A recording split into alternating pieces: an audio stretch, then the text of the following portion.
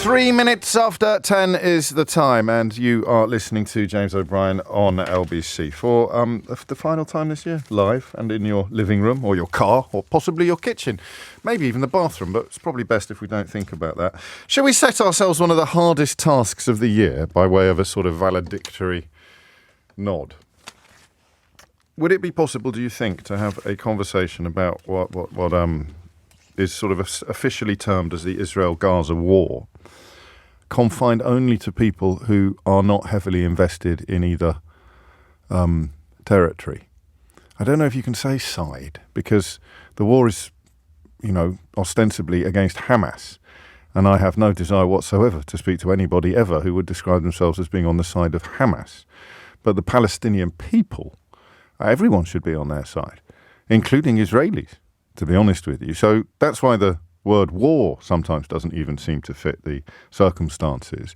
But I am fairly confident that nobody would dispute, nobody honest or vaguely human could dispute the conclusion that the conflict has been a categorical, catastrophic humanitarian disaster for the people of Palestine. The terrorist atrocity of October the 7th was precisely that, an atrocity, a disgusting act of terror. But the minimum, I think, of 20,000 people who've died in the Gaza Strip since have to constitute a catastrophic humanitarian, well, could you call it an atrocity as opposed to a disaster? And there already is one of the indications, one of the explanations of why this is such fraught territory. But do you think it would be possible to have a conversation about this that is confined to people who come at it with perhaps suddenly no preconditions or prejudices, but also not much knowledge? I ask you this because I've been struck in the last few weeks by the number of people. So I've been out and about with the book, which means I've been speaking to you outside the studio even more than I usually do. And the number of people who have complimented us on how we've done the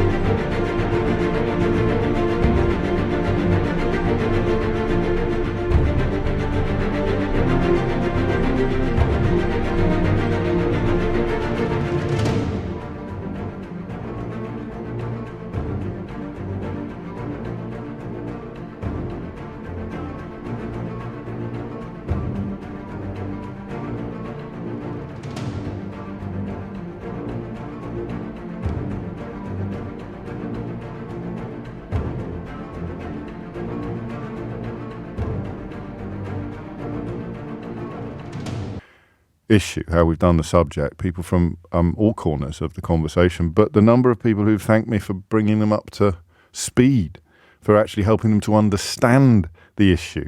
So we sit here with a presumption, because at the very mention of the Middle East, or Israel in particular, historically our switchboard lights up. Historically, it lights up in both directions. People who think that the modern state of Israel has pursued policies in Gaza and the West Bank that are absolutely unjustifiable and intolerable, and equally with people who believe up to a point that the importance of protecting the modern state of Israel, of enforcing the security and indeed the existence of the modern state of Israel, justifies the extreme measures that are sometimes taken by the government to coin a phrase, protect its borders. So historically, our phone lines light up with incredibly invested people, sometimes invested to the point of, I don't want to say ignorance, because it's as if, well, we took a call, didn't we, I think last week, and someone held incredibly strong opinions in favour of Israel. We very politely pointed out that most of them were wrong or were not built on facts. And I said at the end of the interview, I said, you won't change your mind about any of this, will you? All of the things that you've offered up to us as justification for your convictions, you now know are not true, but your convictions will stay exactly the same. And to his credit, I suppose, he said, yes, I won't be changing any of my opinions at all. So that is what I mean by a sort of a corrosive loyalty, in that you turn off your ability to see and hear facts, never mind arguments, because the emotional connection with the cause runs so deep.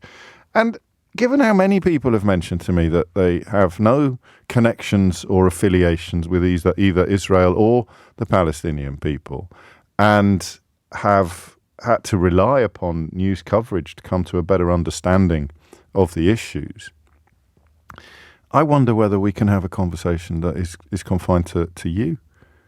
It'll be tricky. I mean, in a way, I'm telling people who care the most about these subjects not to ring in. It makes life incredibly difficult for Eleanor and Roxy, because people will probably pretend to be, what's the word I'm looking for? Objective wouldn't be fair, because that suggests that other people are subjective, but just utterly neutral. That's the word I want.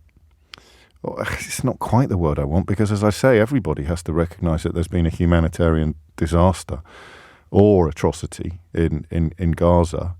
But if you don't have a dog in the race, as it were, would you agree or disagree with the observation that this has also been a disaster for Israel? You sort of think of the need for allyship internationally and diplomatically. Imagine watching what's unfolded in the last couple of months from the point of view of not knowing much about what's going on, and also, of course, not seeing the full extent of the devastation in the Gaza Strip, but being aware of the numbers, being aware of the nature, if you like, of this bombardment. Another example yesterday of a place to which Palestinians had been urged to relocate in order to stay safe, just being bombed. Hospitals now are almost non-existent in that region. The idea that a passionate belief in Israel's A, right to exist, and B, need to defend itself from enemies at the gate is increasingly inconsistent with support for what has gone on in Gaza. At least from where I'm sitting. It has been for some time, as you know. It's coming up to 10 minutes after 10. How does this look now to people who are not invested in the conflict? 0345 6060 973 is the number you need. How invested, how affected are you? What is your opinion of what has gone on? And by way of a nudge, I think it has been disastrous now for Israel. Well, it's been disastrous for Israel because Benjamin Netanyahu has pursued such a violent program of civilian killings. I just my mind boggles at the scale of devastation, and I'm not even talking about the death toll. I'm talking about what will be left when this ends, because I think it's increasingly clear that it is going to end without any form of resolution. I think it was clear from the start that the idea of eradicating Hamas was fanciful, and the stated intention to rescue all the hostages was probably disingenuous. Certainly hostages' families in Israel remain deeply sceptical of that commitment. And of course, the most recent development in that specific context was the IDF's shooting dead of 3 escaped hostages who were waving white flags at the time. So incidents like that, and unless you are of the view that you will support everything that is done, up to and including alleged war crimes, you can't be supporting the shooting of the actual hostages that the entire military campaign was supposedly designed to rescue. So I'm going to try, and listen, it's 11 minutes past 10. We might have to change our mind at 20 past, because what I'm essentially saying is the more you care about this conflict, the less I want you to ring in. Because what I want to know is how it looks to people who are not that informed or invested about the history of the region and the Israel-Gaza current conflict. The number you need, as always, is 0345 6060 973. Latest developments include the UN Security Council moving closer to a vote on humanitarian aid. They have to get the resolution right insofar as the US won't veto it again. The vote has been delayed until today, having been in limbo for quite a few days. And the words that were causing the problems were about the ceasefire. The original draft called for a sustainable cessation of hostilities. The final version calls for creating the conditions for one. The rejection of calls for talks by Hamas earlier this week on the grounds that they would only sit down to negotiate if Israel stopped bombing Gaza has, prolonged the agony for everybody. But the movements in the UN and the public and reportedly private pronouncements of Joe Biden suggest to me that it is going to end with a cessation of hostilities. It is going to end with some form of ceasefire without the two objectives stated at the outset having been achieved. I worry that Hamas, rather than being eradicated, Hamas is possibly coming out of this stronger than ever, because where do all of the people who've seen their homes destroyed and their families killed turn next? So I think that could be a political and diplomatic disaster for Benjamin Netanyahu and his government. And apart from that, you sort of think, well, the hostages are unlikely to be rescued, many of them quite probably dead already. And if they were to escape or be released in an impromptu fashion and bump into the IDF soldiers in the area, then there seems to be quite a high likelihood they'd be shot dead on sight, which of course also makes you wonder what tactics the IDF have been deploying with civilians in that area all along. It's possible, I suppose, the unit that shot the Israeli hostages was rogue or acting in a fashion contrary to either orders or protocol or what everybody else has been doing. But you'd be hard pushed to really argue powerfully that doesn't at least hint at a broader tactical approach to the issue.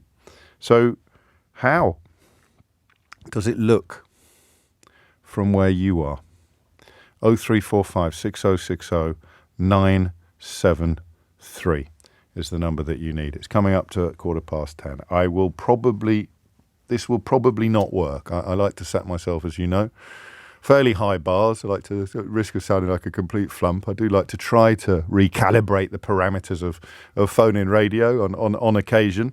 Telling people the more you care about a subject, the less welcome you are to contribute today is possibly a bridge too far. I hope not, because I really want to know what you, as someone who is neither invested nor especially informed about the context of this conflict. What do you think of the conflict? Is it possible that the humanitarian disaster in Gaza for the Palestinian people is going to be recorded by history alongside a political, diplomatic, and military disaster for the modern state of Israel? And I have to say that, even though it is the responsibility of the current government, history doesn't work like that. History records the actions of countries, not the actions of defined governments. The number you need is 0345 6060 973 is the number you need. It's 10:16. 18 minutes after 10. Special thanks to Jackie for bringing a smile to my face, even in this tricky territory. She writes, do I want my first time calling to be, hi, I'm Jackie. I'm a bit clueless about this whole Gaza situation, but funnily enough, I am tempted. And I do know what you mean. This is from Carl. Hi, James. Israel has slipped beyond the proportional response tipping point that Hamas's terror attack justified.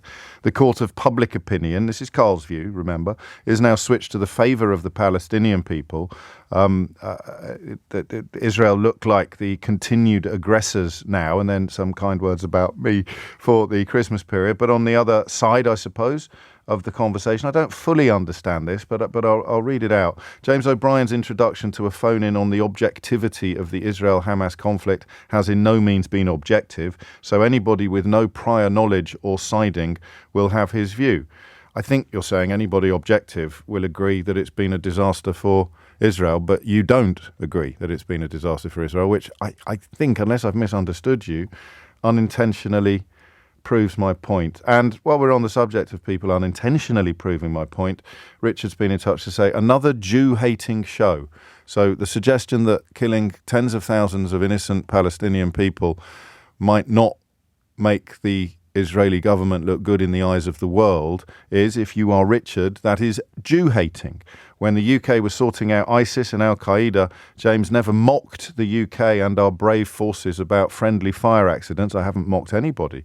And the thousands of innocent Iraqis and Afghans killed by our forces, I endlessly mourned and complained about many of the things you describe, Richard. But if you have to cling to the idea that criticism of Israel's killing of thousands of civilians and destruction of the Gaza Strip, if you have to cling to the notion that that can only be done from a perspective of Jew hate, there's nothing I can do to help you. You know, even the most reasoned, compassionate and intelligent conversations on the planet can't touch some corners of the population. But again, thank you for proving it. 20 minutes after 10 is the time. Benjamin's in Basingstoke. Benjamin, what would you like to say? I was pretty naive to the whole situation before this has happened. But wow, what a revelation, what an education we've been given on the state of the world, effectively. Because I'm a firm believer in any situation, you must try and look at the circumstances from your enemy's side, and that's just from my Christian upbringing, right? Love your neighbour, love your enemy, this sort of thing. Okay. So I always try and understand. Like I have this belief that no one's stupid and no one's like truly stupid and no one's truly evil. There's a justification or there's a thought process that makes us do stupid or unreasonable or evil things. Yes. So from that position, you try and look at, if I was hemmed in, I just had the unfortune of being born, I'm not just being born in the Gaza Strip, and I've grown up there, and I just happened to have the misfortune of being born there in a time where there was significant political tension, and I was penned in what the former British Prime Minister called an open prison, and my earnings were limited, my family home had been taken away, and I'd been forced off it. And I was never offered, the traditional way that people would acquire land was through, throughout history was through combat. I was never offered the opportunity to defend my home. It was subvertively taken from me. Which is the because some people listening are going to be questioning your original claim of naivety because you've automatically moved into a space where you sound quite well informed. That doesn't mean that you haven't become informed recently, but just to be aware of that. And who was the former Prime Minister that described? Was it David Cameron? It wasn't it? I'm sure it was David Cameron that went there, and he was like, in 2010, I think. Yeah, so it's like, I don't think David Cameron's insane. So if he's gone there and he said, this is an open prison, it probably is an open prison. And I mean, as these things heat up, you want to get a little bit informed. So you watch a documentary or two and, Okay. And there is a lot of horrendous stuff that's happened. And just to say, I'm by no means a supporter for Hamas. I don't think you can have a charter if you've been effectively conquered. You can't have in your charter that your conqueror cannot exist. I like that can't work. It's obviously not going to work. But at the same time, like I just cannot see through the hypocrisy. Like if there was whose hypocrisy? Israel's hypocrisy. Right. If there was a terrorist in the government building in Tel Aviv. Yeah, right. I don't know that. I'm just assuming there's a government building there. Would they be sending a Tomahawk missile through the front door? And if they wouldn't, think so. Well, I think we both know the answer, don't we? Yeah. And if they wouldn't, they're treating other human beings different to themselves. And to the argument that is all on Hamas, the fact that Hamas embeds itself in civilian areas and it's often claimed, I think with some justification, that they hide in hospitals or certainly they hide in the middle of civilians, and therefore if the civilians get killed, the argument we've heard a lot in the last 2 months is that is the fault of Hamas, not the people killing the civilians. Oh, James, that is perfectly reasonable. Do you know what? Because that is true, the next time there's a burglar, I expect the police to arrest everyone in a square mile. I expect them to send them all to prison. Because it's better to catch one prisoner, better to catch one burglar than to allow 50,000 people in the square mile of my house to live their lives normally. So if that's the justification that we're going for, there's a criminal there. Next time there's a terrorist in the embassy in London, just send a Tomahawk missile in and just flatten Mayfair. People are. I'm not sure I can counter the points that you're making, but people are more than welcome to try. There's one phone line free at the moment on 03456060973. So in conclusion, for you, this has been a diplomatic or political or whatever word you prefer. This has been disastrous for Israel. Oh, horrendous. I cannot imagine a state that can call itself free and fair, which destroys children and justifies it by, but we got a terrorist. And just out of interest, those hostages really made it clear for me, because if you're really trying to rescue hostages, why are you executing men holding white flags in cold blood? Why did that happen? Okay, and in conclusion, your personal response to the accusation that your perspective can only come from a position of anti-Semitism or indeed Jew hatred. I'm a committed Christian. The Bible says that the Jews are the people of God. There is absolutely not an anti-Semitic bone in my body. All men, I am taught from my religion, all men are equal before God, and there is no room for hatred to other man in my belief system. Which is where you began, actually. Made me a bit embarrassed when you said that you don't believe anybody is truly stupid, because I'm not sure that I can come with you on that. You pray for me, Benjamin. But on the question of evil, that's closer to yesterday's conversation, of course, about the killers of Brianna Ghey. Thank you, Benjamin. That's the perfect start to the conversation in many ways. But everything you said is, of course, now up for criticism or critique, analysis by anybody else who's listening. That's how the show works. Fred is in Coventry. Fred, what would you like to say? I think there's a lot of sense in what Benjamin said, but actually I would go a stage farther. I think the idea of a two-state solution is a non-starter. The whole thing was set up wrong in the beginning. What is needed... Hang on, immediately, Fred, you've outed yourself as someone who is not uninformed about the subject. If you're going to start critiquing the feasibility of a two-state solution, then my polite request that we confine the conversation to people who've really been educating themselves since October the 7th. That's why I was raising the point that I think a one-state solution... Don't just gloss over the fact that you clearly were very invested in these issues long before October the 7th. No, I wouldn't quite say that. All right, well, I'll give you two sentences. We need United Nations. Because the phone line's awful. I don't know what was happening there. It sounded like that poor lady's rat, didn't it, in her attic from the other day. Roshni's in Battersea. Roshni, what would you like to say? Hi, James. So I was completely uninformed before October the 7th. I don't have any affiliations with Palestine or Israel. I was living in my own little bubble. Yes. Until October the 7th, and then the atrocity happened, and I completely condemned what Hamas did. But I think the response to it is completely and absolutely disproportionate. I've educated myself completely since then. I'm not anti-Jewish. I'm not an anti-Semite, and I would class myself as an anti-Zionist. I don't. What do you mean? What do you mean by that? Because I mean, for me, Zionism simply involves belief in the right of the modern state of Israel to exist. I don't believe in that. You don't believe that it should exist? No, I do believe Israel has a right to exist. Right. So by Zionism, you kind of mean the ideology that everything done in defence of the modern state of Israel is justified. Yes, and I think it's completely unjustified, totally unjustified. I mean, this has changed my whole mindset completely. Really? The way I look at things. So honestly, it's completely changed it. I was just a normal, 55-year-old woman of 2 teenage kids, living my life just in my own little bubble. This has changed me completely. On Instagram, I do not follow any more celebrities. I don't follow anyone who is not a sympathizer with Palestine or a sympathizer with death, with the killing of innocents.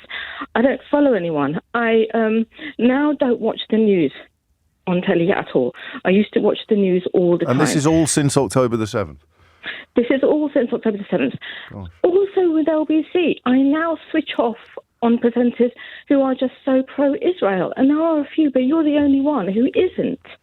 And I don't think that's true. I just feel so angry, James. I feel so angry that I am pro-Israel. This is allowed to happen. I am pro-Israel in the sense of... No, but you also have sympathies with Palestine. Well, of course. You also have sympathies with the deaths that have gone on. Don't get me wrong. I am not completely pro-Palestine. I'm not completely pro-Israel, but I am... It's proportionality that you're talking about, I think. Yes, exactly. And so again, for you, Israel have... It's just been disastrous from their point of view because they've made in terms of the government and the policies, they've made an enemy of you. They've blown it with me. They've blown it with me. They've blown it with my family completely.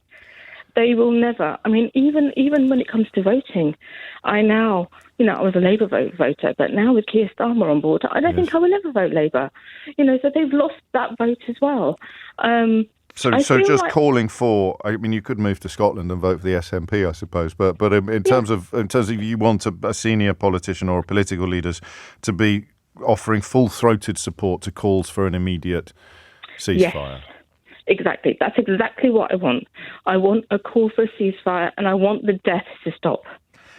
And I mean, the response to that would be, how would you do it differently? If there is a ceasefire, Hamas will be back and we'll have another October the 7th. Shortly, but I know that you know all this, and the question I'm asking today is whether or not what Benjamin Netanyahu's government has done will be to the detriment or the benefit of Israel on the world stage and in the hearts and minds of people like us. 10:30 is the time. Thomas Watts is here with your headlines. 33 minutes after 10 is the time. You are listening to James O'Brien on LBC. James says this text, just wait until your listeners hear about British atrocities in Ireland. And I'm just, for me at least, the points made by Benjamin made me think of Ireland. If the British government had pursued the IRA by, I think we can say indiscriminately, killing Irish Catholic civilians in parts of Northern Ireland or even the Republic, where known to be Republican strongholds, would there be a moral difference between what we've seen in the Gaza Strip? And I'm not a genius. I can't tell you when the point was passed that a response became disproportionate. And I know how hollow that word sounded to many people when we were talking about the need for and the justification for a proportionate response to the atrocity of October the 7th. But listen, I can only work with what you give me. And at the moment, I'm not sure anybody's prepared to claim that what's happening now is still proportionate, but consider that an invitation to do so, if indeed you are. 10:34 is the time. Mike's in Whetstone. Mike, what would you like to say? Hi there, James. I think your last caller actually helped me to crystallise what I'm thinking about this, which is very difficult to pin down exactly. Okay. I'm really bothered about the fact that everybody is expected to take a side on this issue. Yes. And when she said that she is anti-Zionist, I could feel the heckles of all my fellow Jews rising at hearing somebody saying that, because they immediately hear anti-Zionist and think anti-Semitic. Yes. And as a Jew, I'm expected to take a side. I am expected to be on Israel's side. And the fact that I don't want anybody killed. I don't want anybody to die. I want there to be peace. It seems anathema to the people around me. I have to ignore so much content on social media these days from people who will only see what's going on from the Israeli perspective, because that's the way Jews have been brought up to think about the situation. And the Israeli perspective is not the or a Jewish perspective, of course, but the conflation has caused you problems. But it really bothers me that it's not. And we're all sort of programmed to sort of be very attuned to listening out for anti-Semitism, and anybody criticizing Israel is perceived to be anti-Semitism, and then you have to say, but it's only Israel, we're not criticizing the Jews. But actually, a lot of Jews do feel that way. They do feel that inseparability between Israel's cause and the Jewish cause. I hear, and I don't know if this is for me to say, but I think sometimes that people who are anti-Semitic camouflage their bigotries and their prejudices in the in the language of being anti-Israel. You know, the examples of that in recent years have been legion. But and listen, I'm not tooting my own horn, but I think we have, possibly for the first time, between 10 and 1 on LBC in the last few weeks, we have managed not to take a side, not to pick a side, and that can annoy everybody. It absolutely does, and that's one of the things that really bothers me. Yes. Is that you've been amazingly balanced about all this, and then you get emails like that one from Richard calling saying, me "Listen a Jew to hater." this Jew hater, Yes. which is absurd. Yes. And for me, I went on the anti-Semitism march a few weeks ago because I'm really troubled by the rise of anti-Semitism, because it stirs up that cultural fear that all Jews have. My grandparents survived the Holocaust. Exactly. It's ingrained into you to be on the lookout, I suppose. Yes. But the fact that I went on the anti-Semitism march means that people expect me to now be pro-Israel and anti-Palestine, and it just doesn't work that way. Or I mean, if I may, to be in favour of everything that the Israeli government is currently doing. Because, I mean, you can be pro-Israel and supportive of Israel. This is the thing. Of course, I absolutely defend the right of Israel to exist, because the reason it exists is because of what happened to my grandparents. Exactly. And, I absolutely fundamentally believe that there is a reason that the Jews needed a homeland. But that doesn't mean that the way the Israeli government goes about and has gone about trying to maintain that state over the course of the last 70 years is justifiable in so many ways. So what do you think it has done to Israel's standing, reputation, whatever word you prefer? I think it's horrible, because I think that they are just draining away support. And you hear people like your last caller who, I completely get where she's coming from. Yeah. I think she takes it much too far when she says, I'd never dream of voting for Keir Starmer because he's not calling for a full ceasefire. full and immediate there's obviously political reasons for doing that. It's not necessarily about how he feels. Yeah. But Israel is losing the support of the rest of the world, and that's tragic, because I still fundamentally believe in the right of Israel to exist, and so many people don't anymore because of what's happened. Do you think you'd go that far? I think that lots of people do, yeah. I think I think that your previous caller wasn't prepared to say it, but I think that she, the way she feels about it now, she doesn't support. It's the nuance. We're lacking nuance in this. But when she says she's an anti-Zionist, fundamentally, she doesn't really think that Israel should. Well, I'm going to defend. I'm going to defend her against that, because I hear a lot of people using the word in very, very different ways, and we did clarify what she meant. I grant you that it's unlikely someone would say on the radio that that is what they wanted, even if they nursed that thought in their heart. But I've done this a lot of times, and I've spoken to a lot of people, including, I think, Mike, people who probably would be in the category you describe, and I genuinely didn't think Roshni was, but I also believe you when you say that you think people have been pushed into that position by very, very, very recent events. And for any humanitarian, that's a disaster, but for a Jew, it's a particularly pungent position. It's a horrible thought because of the existential threat that underpins the Jewish existence and the existence of the modern state of Israel. Crikey. I'm going to read this from Paul in Taunton, because I think it fits almost perfectly alongside what Mike has just said. I was pretty naive about this conflict, and have become more informed as it has gone on. I'm not a Hamas sympathiser. I believe they are a barbaric death cult with no regard for the Palestinian people. But I also think that tactically they have been very clever. They have recognised that the timing of the US election will place a limit on US influence over the Israeli government, and Israel have taken the bait and made many, many more enemies out of previously uninformed people like me. 10:40 is the time. Everything you're hearing is up for challenge, up for contradiction, up for analysis. Don't please ever forget that. Carol's in Brent. Carol, what would you like to say? Hi, James. Hello. It's great to speak to you after listening to you for too long. Thank really, you. There's no such thing as too long, Carol. How dare you? How dare you? It's been a long time. Thank you. What a lovely thing to say. I think I picked up the phone because I'm a person that visited Israel in my teens. I'm now in my 50s, late 50s, and I have very fond memories of that trip. I stayed in the kibbutz, 2 kibbutz and 1 moshav. I really adored their sense of family. I thought they were very beautiful people to look at physically, believe it or not. Fair enough. And over the years, I'm just a normal, busy person, so I haven't really followed it closely.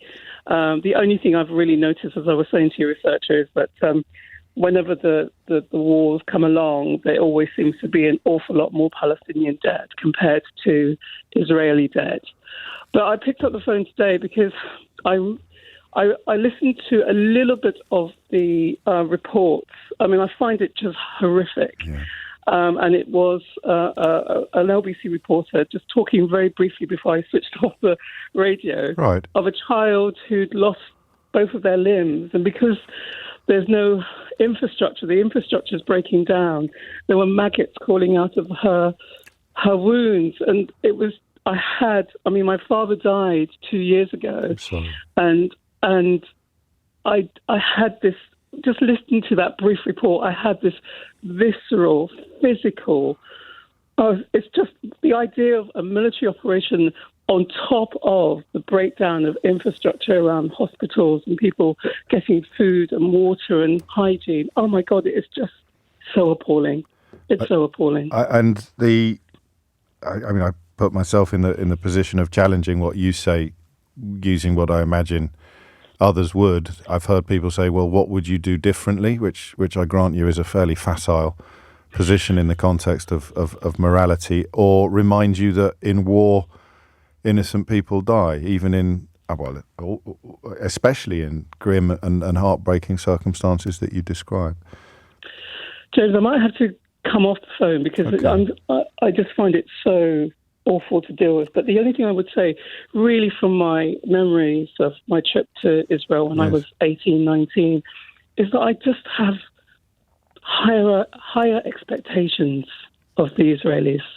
And that's a huge problem, isn't it? The idea that they went through the Holocaust and then that they would visit that on another population, to me, I've listened to, every so often I do listen to Holocaust survivors, and one of the things I hear in their voice is this elevated sense of taking care of humanity.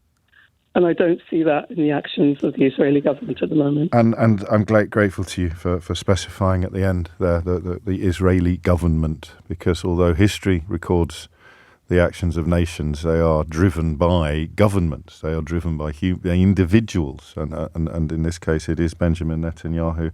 And, of course, his increasingly extremist administration. It's coming up to 11:15. I should just tell you quickly, because the producer is badgering. I know I've told you several times already this week, but I'm telling you again that Sheila Fogarty, Ian Dale and I have recorded a sort of Christmas special for Boxing Day that you'll be able to listen to first at 5 a.m. So please make sure you set your alarms now. That's 5 a.m. on Boxing Day. I'll wait while you set your alarm. Okay, and then you can listen to it again at 1 p.m. So Sheila, Ian and I keeping you company. I still haven't told you which of those two it was that somehow managed to get through the whole of 2023 without hearing hide nor hair of Penny Mordaunt's remarkable speech at the Conservative Party conference. And you know what? I'm not going to tell you. You're going to have to wake up at 5 a.m. on Boxing Day to find out. It's now 11:15. 10:47 is the time. I'm going to read you a message from someone I know and I can vouch for, but it's been sent to me privately, so I won't tell you who it's from. And indeed, they acknowledge in the first line that they're disqualified from calling in, as they could not be more invested in the issue. My whole family lives in Israel, and although I've been a Londoner for nearly 20 years, nothing made me feel more Israeli than October the 9th. Still, I think Israel has lost and is losing with every day this continues to unfold. Losing on the world stage, losing the prospect of returning the hostages to their families. I think 9th there is a typo. Losing the prospect of returning the hostages to their families, losing the battle for its identity and humanity, and losing on hope of living a peaceful life alongside neighbours that, at the end of the day, Israelis have so much in common with. I know this is, too, what Hamas was hoping to achieve. It's devastating that Israel, led by the worst possible leaders at this critical time, rose so devastatingly to the bait. That's the second time that phrase has been used. And listen, it's important to understand that the bait could only be set because Hamas don't care about the lives of Palestinian people, or they consider the lives of Palestinian people to be justifiable collateral damage in pursuit of their cause, which is, of course, the eradication of Israel.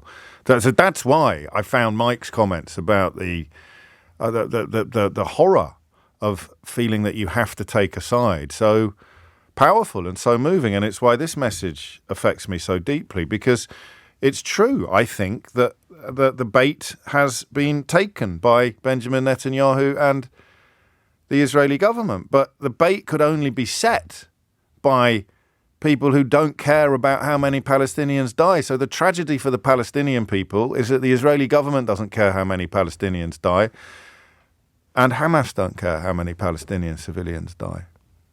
And I suppose that the support for Hamas in the Gaza Strip speaks to the desperation of finding yourself in that position, albeit that it's the most self-defeating and disastrous position that anyone could possibly hold. It's just where you end up in the absence of all others, I think. 10:49 is the time. I would be wrong to say that I'm enjoying this conversation, but I am grateful to you for rising to the challenge that I set you, which is having a conversation, if you like, detached from the demands for side picking that Mike described so powerfully. If you have the ability to observe objectively or impartially, how is this going for Israel? There's no debate about how it's gone for the Palestinian civilians, and there's a rather grim consensus that it's gone very well for Hamas. But how has it gone for Israel? 0345 6060 973. Shaz is in Kingston. Shaz, what would you like to say? Hi, James. Thanks for having me on. So I've always seen events like these on the news and stuff, but I think after October the 7th, I really made an effort to get a balanced as possible view by just trying to understand the historical context. Okay. I read this book, The Birth of Israel by Simha Flapan, really good book. And I read a Palestinian book by The 100-Year War on Palestine by Rashid Khalidi. And I think out of it, one thing answering your question is how is it going for Israel? How is it going to go for Israel? That I think all of these events, 1982, 67, horrific incidents on both sides. But when I think of Sabra and Shatila, there were some other events. It dies down, and then I think the plight of the Palestinians, their suffocation there, it fertilizes another Hamas. It fertilizes these youths that have no opportunities, nothing. And the only option is to do something, which is horrific. And I really want to try and understand both sides. I hear you, and we'll continue our conversation. It's important to remember that the massive majority of people don't end up in the position you've just described, where they feel they have no choice but to do something horrific. It's not true of 2.1 million people in the Gaza Strip. You know, it's true of 20 or 30,000 signed up Hamas operatives. But your point stands with regard to them, I suppose, albeit that I'm sure, like me, you recognise the contempt in which they hold the lives of the people that they claim to represent. Otherwise, they wouldn't set the bait that previous callers and texters have so powerfully described. Yeah, but I also find as well is that this polarization, because you used to have Jews living side by side with Arab Palestinians, and they all used to be in Palestine. And there's a lot of traditions where some Palestinians won't speak with their old Jewish friends before closing a business there. And this is from Palestinians I know, in fact, family there. So I find now going forward, I think we're still going to have this. I'm quite skeptical on how things are going to normalize, because they'll settle down. But unless we have a neutral standard such as international law to unpick this, as you say, Gordian knot of, you've got occupied territories. There's already there. Now, where do they go? You've got right of return. Where do all the Palestinians who want to go back home, where do they go? Yeah. Then you've got the borders. Is Israel going to give the borders that are occupied? I don't know. And then, East, and these are all international law precedents for how they can get to this state where there is a parity of how there needs to be this evolving, flourishing relationship between the Jewish and Arab Palestinians.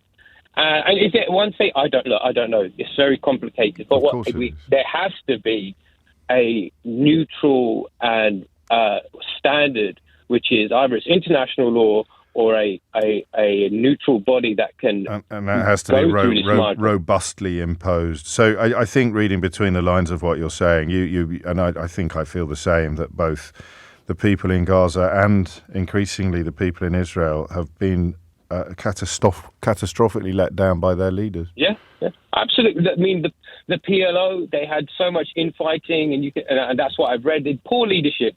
But on the other side, from like Begin and Shamir and Sharon, they massacred people, and it came out in the Kahan Commission that they massacred people. I'm like, well, that's in the psyche of people who felt the massacre. And look, there's plenty of amazing, beautiful Jewish people and beautiful Palestinian people, and they all used to get on. And it seems to be like it's like a South Africa, is it an island type of the Protestant sectarian division that the leaders of sects thrive upon, while everybody else suffers. Tragically, sometimes without being able to see that they are victims of the people who claim to be their leaders or who claim to represent them. Thank you, Shaz. I trust you. I mean, you've been on a crash course, because you know more about it than I do, and I wouldn't have included myself on October the 7th as people who didn't have the information. I don't have the investment, but I thought I had the information. Although this is historically territory where callers routinely know more than I do about both the history and the politics. And in fact, someone's picking me up already. Hi, James.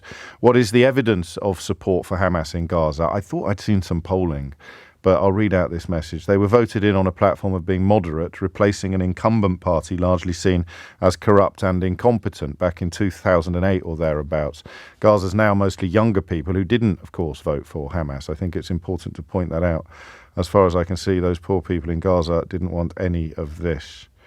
10:55 is the time. I know that some people may not want to hear this, but nobody has contacted me today to claim that things have gone well for Israel. Nobody.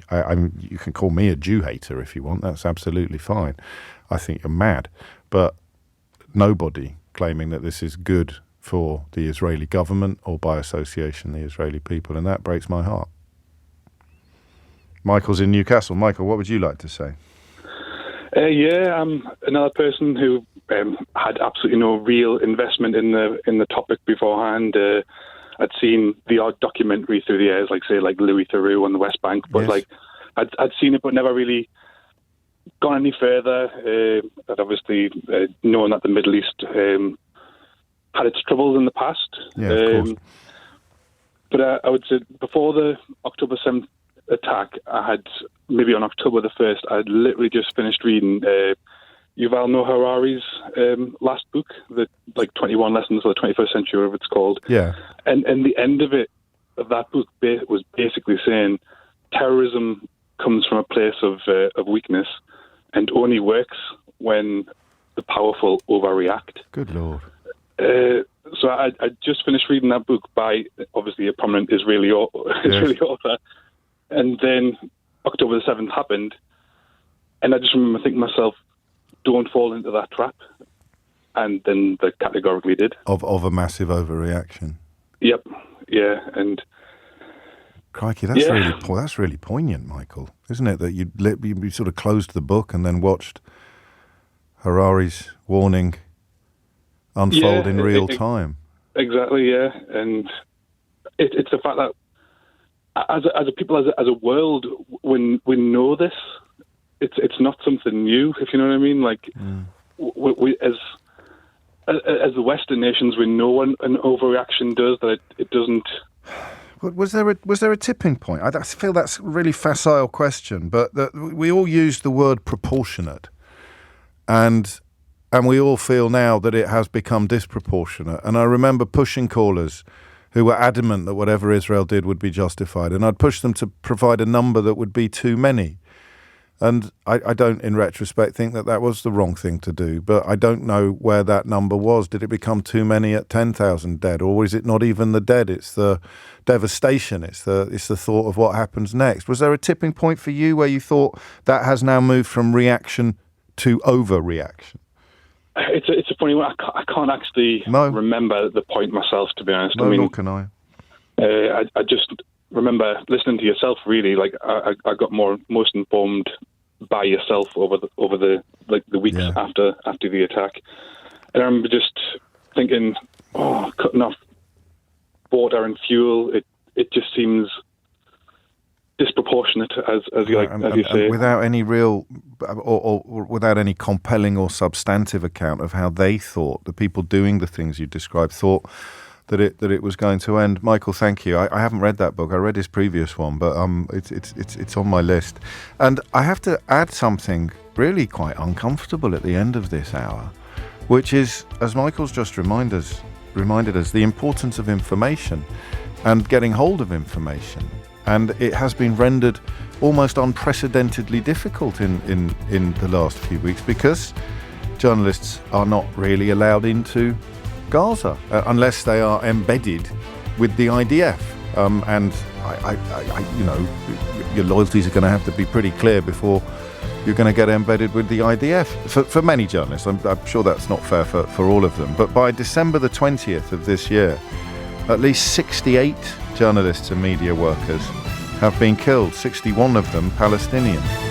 3 minutes after 11 is the time. So, I'd like to pat myself on the... Well, I could finish that sentence there, couldn't I? I like to pat myself on the back sometimes. I know, it's a terrible habit, which I'm working on constantly. But I do, as I said at the outset of the last hour, which was a tough listen, wasn't it? It was a tough conversation, but I think an important one and a troubling one. But as I said at the outset, I do sometimes like to try and turn the traditional expectations of the radio phone-in format on its head. And one of the earliest ways I did that, when I found myself getting my feet under the table here at LBC, was by not reaching for the very obvious provocations popular among a more tabloidy type. So it would be the hang 'em, flog 'em brigade. I'm not being sanctimonious. When I started doing, I mentioned to you yesterday, my first job in broadcasting essentially was on a morning argument show, and I'd often make fairly obnoxious arguments. In fact, I think I'm very lucky. That YouTube and social media and clips didn't really exist back then, because I'm pretty sure that if they did, there'd be a whole host of clips out there of me making arguments I categorically did not believe in, because the requirements of the debate show format demanded that one of us held the opposing view to the one that actually we all held. You can check with Matthew Wright over Christmas on this, is that sometimes I would have to make arguments that were quite icky, and some that I meant as well that I've subsequently changed my mind about. I thought that fertility treatment should be dialed down and more people should be encouraged to adopt, which was based on the fact that I was adopted. But now I'm also someone who's had fertility treatment. So you change your mind a lot about things. But in the context of the radio phone-in show, the idea that prison is a bad idea, you've got two attitudes to this.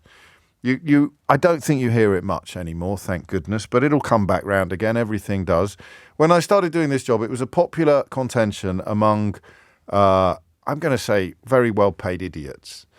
It was a popular contention that prison was a holiday camp. Do you remember this? They'd find evidence of a prisoner somewhere being given a slice of cake, or a youth offender being taken on holiday in the hope of getting them out of the environment of crime and breaking that cycle. And this was proof that if you obeyed the law, you were being punished for being obedient of the law, and that actually if you were a nasty little scrote, which may even have been a phrase I used once, if you were a nasty little scrote who spent his weekends mugging old ladies, then you'd be rewarded with a safari to Kenya. And prison, crucially, was Butlins. Prison was a holiday camp. And it takes a while to start swimming against the tide. You just found yourself sort of thinking, prison, I'm pretty sure it's not a holiday camp. They've got televisions. You go, yeah, well, I mean, and this, remember, was back in the day when you had some time out of your cell. These days, I think it's commonplace for prisoners to spend 23 hours a day locked up. The idea that that's a holiday camp still persists in some corners of the lunatic media. I think for the new year, we need some New Year's resolutions.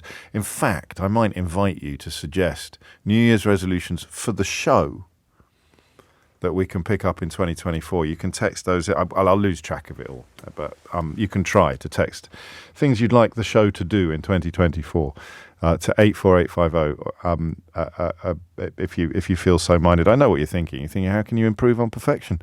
This is like asking people at the Louvre to take out a Sharpie and make some improvements to the Mona Lisa. But hey, you never know. We might stumble across some areas of potential improvement.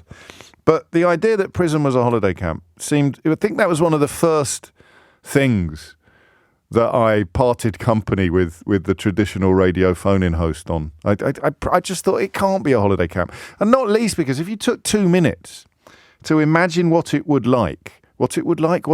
like to be in prison, the first thing you'd think of would be missing people, wouldn't it?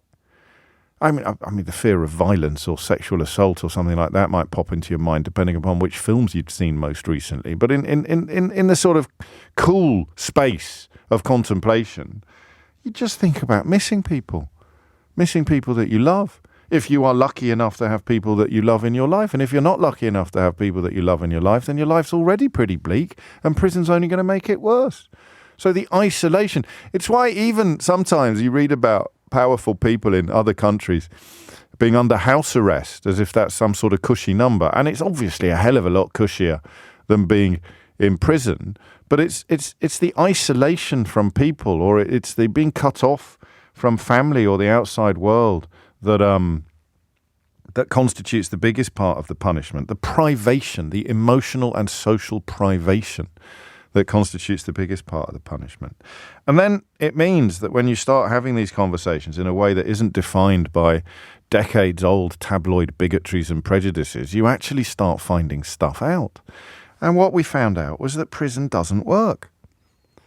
Prison does not discourage people from returning. White-collar crimes, we would speak to people who'd committed white-collar crimes and had been banged up, and they found the experience so traumatic and so unpleasant that the already slim likelihood of them ever undertaking another white-collar crime had disappeared forever. But in terms of violent crime or people whose socioeconomic status had in some way contributed to their criminality, there was no way that prison was going to make a meaningful difference to the massive majority of them. And guess what? Police have now claimed that prison does not stop criminals from offending. The College of Policing has found that imprisonment resulted in increased reoffending compared with punishments in the community. And slightly contrasting with what I just said, this held true regardless of the offender's personal characteristics, the type of prison sentence, and the length of the jail term. It looked at meta-analysis of 116 separate studies and essentially made the case for the pointlessness of prison sentences, particularly short prison sentences. 54% of jailed criminals reoffended, compared with 46% of those who got suspended prison terms, community service, fines or probation. So it's not a massive difference, but it's certainly big enough to support calls for the essential abolition of jail sentences of under 12 months. Now, the problem you have politically is the Tories are presumably drawn to this because it would save money. There's two ways you can go on this. You can go down the American path. I thought this was an exaggeration. Do you remember we took a call years ago from someone who'd worked in the prison system in America? We looked them up, and I think they'd even written on the subject. They just happened to be here on holiday. And they had us on in the taxi and rang in on the programme. But they described a sort of a marriage between law and order and the prison. So an area that gets a prison gets quite a lot of jobs. So a prison in you think, you've read your Jack Reacher novels, these parts of rural America that are quite arid socially, not just meteorologically. You get a prison. But in order to get the contract for the company to build the prison, the local politicians have to pledge a certain amount of inmates, otherwise they won't make the money. So the company gets the money according to how many inmates it's got. That makes sense, right? But you've got to guarantee a certain amount of inmates. And the same politicians, because everyone's elected in America, sheriffs, judges, you're constantly coming up for re-election in some parts of America. So there are very compelling cases of judges sending people to prison who no way should have gone to prison in order to keep the contractual obligation that was signed to get the prison in the first place. So on the one hand, right-wing politicians could go that way, and we should be grateful that they, at this point in British history, cannot. And then, of course, in the other direction, they're saving money by not sending people to prison for short sentences. So you've got to be careful that they're not actually putting the population at risk in order to save money and, offer it up to billionaires in tax cuts. But this research, to me, looks pretty robust. And it goes further. It says imprisonment can actually increase the risk of reoffending because individuals are exposed to risk factors during their time in prison. For example, violence, victimization, increase psychological strain, and then when you come out, you are less equipped to stay on the straight and narrow. So we're going to go in the precise opposite direction from the one that we went in the last hour, when you could only ring in if you didn't really know what you were talking about. That's not quite true. You can rewind and check, because with Global Player, you're always in control. But this hour, it is going to demand levels of experience, but it doesn't have to be the experience of incarceration. It could be the experience of working in prisons. It could be the rather heartbreaking and harrowing experience of having a loved one sent to prison and concluding now, as you listen to this, that actually you think,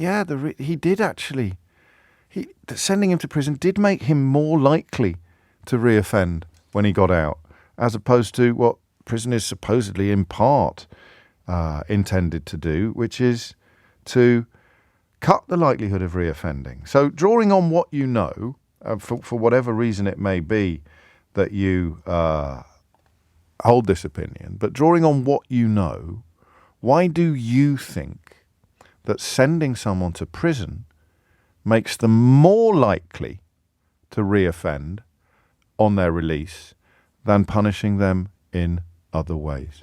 Have a think about that. I think it's a really interesting question. And I look forward to hearing your equally interesting answers. The number you need, as always, is 0345 6060 973. Do you ever get little flashes of memory while I'm talking? Was it Chris Grayling that took away their books? Do you remember? He actually took... Good God. Do you know, by the modern standards of Conservative politicians, Chris Grayling wouldn't actually stand out that far, would he? In a world where Suella Braverman can become Home Secretary twice. But good grief, Chris Grayling was a canary down the coal mine, wasn't he? For abject incompetence, rising to some of the highest offices in the land, taking away books from prisoners. But anyway, the question is a straightforward one. The research, very compelling, substantive research, a meta-analysis of 116 different studies, shows that sending someone to prison, particularly in the context of shorter prison sentences, sending people to prison makes them more likely, not less likely, to reoffend upon their release.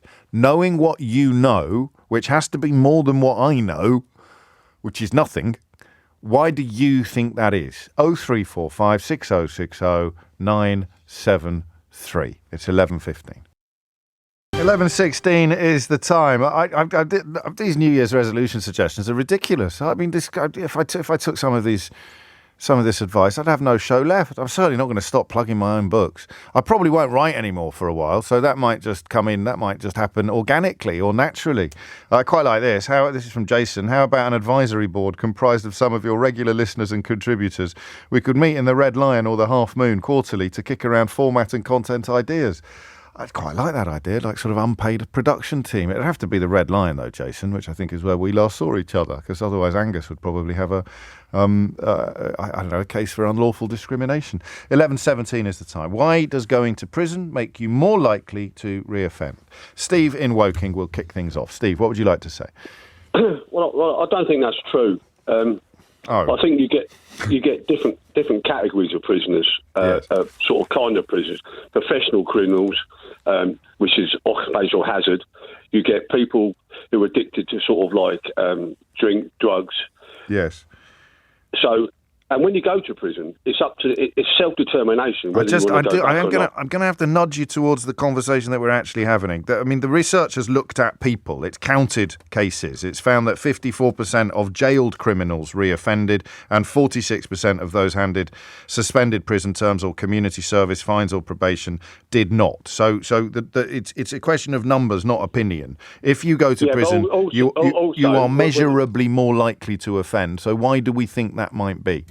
Well, I imagine the people, the statistics they've got are people who are addicted to drugs and drink. And if you don't take away the addiction of drugs and drink then they will reoffend. Yeah, but the people not being sent to prison will be addicted to drugs and drink as well. I'm not really inviting calls to poo-poo the research by the College of Policing, looking at 116 separate studies and finding the conclusions that I've shared. I mean, listen, they might have all got it wrong, but it's unlikely, Steve. Well, yeah, I suppose, when you've sort of been amongst that population, you understand the population a little bit better than people actually doing the survey, I would have thought. No, because it's counting people. So here are two people, right? One went to prison and one did not. They committed comparable crimes. Why would the one who went to prison be more likely to reoffend when he got out than the one who didn't go to prison is likely to reoffend? Well, if the one who went to prison had an addiction to drugs and it didn't... Oh, Christ, the one who didn't go to prison had an addiction to drugs as well. Well, then, how did he fund his addiction to drugs? I don't know, Steve. But anyway, thanks for the call. Ben's in Lytham St Anne's. Ben, what would you like to say? Hi. My stepson offended in end of 2018 and didn't manage to get to... Well, wasn't sentenced until 2021 due to court delays and backed up courts and stuff like that. Right. During that time, he went from offending to completely turning his life around, set up his own business, plastering and joinery, was doing really well, and then was sentenced to prison and spent nearly 12 months in prison. Oh, crikey. He's come out and he's been out for just over a year, and he's like a shadow of his former self. Oh, what a heartbreaking story. It's like post-traumatic stress. He has no motivation, no self-esteem, sort of jumps when a door slams and stuff like that. Sounds like PTSD, doesn't it? Yeah. Whilst he's not offending now, he's not doing anything wrong, I can see a scenario where if he got in touch with the wrong people, that because he can't hold down a job, he's just a different person. So this is a categorical disaster. Yeah, but for the criminal justice system, they've taken someone who'd already rehabilitated himself. Yeah, and I mean he hasn't reoffended yet, as far as we know. But he sounds. Go on. We're doing our utmost to make sure he doesn't. But right. He's gone from being incredibly motivated to change because it was a shock to the system getting caught and going through all that. Can I ask what he did? Can I ask what he was done for? Yeah, he was dealing cannabis. Okay. Must have been quite a lot of it these days to get a jail sentence. Yeah, it wasn't really? that much. I think there's an example made, and a lot of people were very shocked at the sentence. So it was a shock to all of us. He was being told that he was going to get maybe a suspended sentence or something like that, and then he was sent down, and he's never been the same since. Gosh. And you obviously fear that he is more likely to reoffend now than he was the week or the month before he went in. I think so, and I think that's due entirely to prison and prison life. I think it was hell.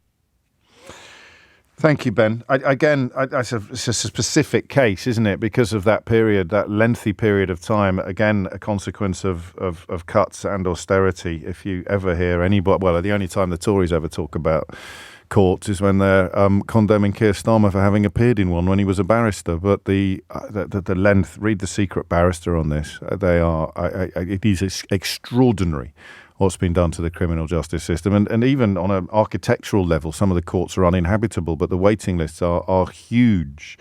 And that creates a scenario in which you can rehabilitate yourself, as it were, and then have it all taken away by a prison sentence. 22 minutes after 11 is the time. Kieran's in Cardiff. Kieran, what would you like to say?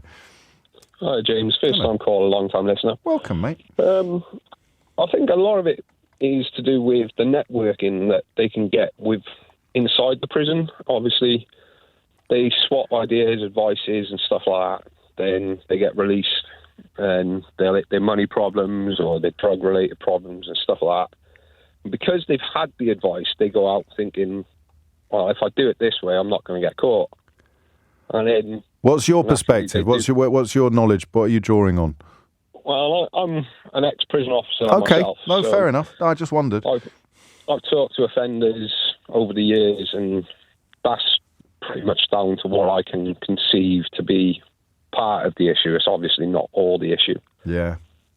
Yeah, I mean, I guess it makes sense. You hear about it quite a lot as well, don't you? So, so do we turn that around? And if prison was even more unpleasant, then people would take less risks that might prompt them to be returned? I don't think, in a way, if we make prisons more strict or stuff like that, it's going to deter them. I think that's just the way life is at the moment. I think the biggest concern also, they were full in the 19th century, weren't they, Kieran? So I mean, I think the biggest issue is we haven't got the funding for rehabilitation. No. If you look at the prisons in the likes of Norway and Sweden, their actual budget for reoffending courses and stuff like that is so much higher than ours in the UK. It's ridiculous. Norway's reoffending rate is 20% after 2 years, has 3 times fewer inmates than the UK. I think this is a per capita comparison, and prisons operating at a capacity of 73% full as opposed to 104% full in England and Wales. So rehabilitation is the key. And, the bottom line on all these conversations comparing us with Northern Europe or Scandinavian countries is always taxation. The taxes are higher there, but everything is better. But then, in my view, I'd quite happily pay the higher taxes and stuff like that if it meant the country's safer and the country could run better. If you could see the benefits of the money being spent more clearly, then the money would be handed over perhaps more happily, except, of course, that the media narrative is defined by people like Viscount Rothermere and Rupert Murdoch, who don't sign up to that kind of logic. A, because they're completely insulated from the consequences of cuts to public spending, and B, because they are completely committed to looking after their own cash. Claire is in Bermondsey. Claire, what would you like to say? Hello, Jay. Hello, Claire. I served 2 prison sentences myself in the 90s, and I'm now a counsellor, and I work with women in prison. Okay. I work for a charity called Imaggio Day, and particularly for the part #SheMatters. And I deliver emotional healing courses, parenting courses. And what I noticed is that most of the resources to help with rehabilitation are delivered through chaplaincy. They're not coming from government. Yes. And when people leave prison, women, I can only speak for women, when women are leaving prison, they just don't have the support when they get out, and it's just so easy for them to go back into situations which are just less than. Most of the women that I encounter have just suffered severe trauma and chaotic upbringings. So prison is just a pause then, because the circumstances in which they were led into crime remain the same on the outside, and they return to them on release. Exactly, and it can be exacerbated. I mean, when Holloway closed down, all the women's prisons now are located outside of London. So if you're coming from from London, if you live in London, to visit your friends and family in prison now, you're talking about £30-40 on a train so fare. you're just even more, and you'd be lucky if you get there. State of the trains at the moment, you'd probably spend the night at Euston. Exactly. How did you turn it around? How did you manage to break the cycle? Well, I had an education, and I had a family, and I also had a lot of therapy, so I had resources, which a lot of people don't have. We do our best, but it breaks my heart, and I see people leaving, and they're so positive, and they're so, Go on. They feel like everything's going to work out, and then what's so sad, and what I noticed when I was in prison myself, was that people just come back. A lot of the women now as well, James, are not in prison for the same reasons that they were when I was in the 90s. I was involved with drugs. Right. And a lot of women were coming into prison because of drugs. Yes. But that's not so now. Most of I'm losing the phone line, Claire, so just tell me what it is now in a couple of words. Mostly these days. Coercive control. Well, women are inside for coercive control. Yes. Right. Well, they've been coercively controlled and been brought into crime. Oh, I see. Sorry, I misunderstood you. So they're victims of coercive control rather than culprits. And okay. And that would be county lines, I presume, and stuff like that, where I know there's also involvement with drugs, but different in terms of consent from the experiences when you were inside. Thank you, Claire. It's coming up to 11:30. If you do read this, please keep it anonymous. My husband spent much of his teens and 20s in and out of young offenders and prison. He had an awful upbringing and home life. And the very first time he was sentenced, he figured this was better than home. So he deliberately reoffended in order to access a safe space. I met him when he was 28. And he hasn't got into any trouble since. That was almost 20 years ago. So again, that might sound a little bit happy-clappy, but love is often an antidote to self-destructive and dysfunctional behaviour. If you haven't had any love in your life, you are unlikely to find it in prison. 11:30 is the time. Thomas Watts is here with your headlines. 31 minutes after 11, staying on the subject of criminal justice, criminal justice. I don't know if you picked up earlier this week. I poked some fun at it. And I did a little moment ago as well when talking about Tory MPs. The Daily Telegraph continuing its decline into absolutely delusional behaviour. I can't call it journalism anymore. Tried earlier this week to condemn Keir Starmer for having done some barristering when he was a barrister.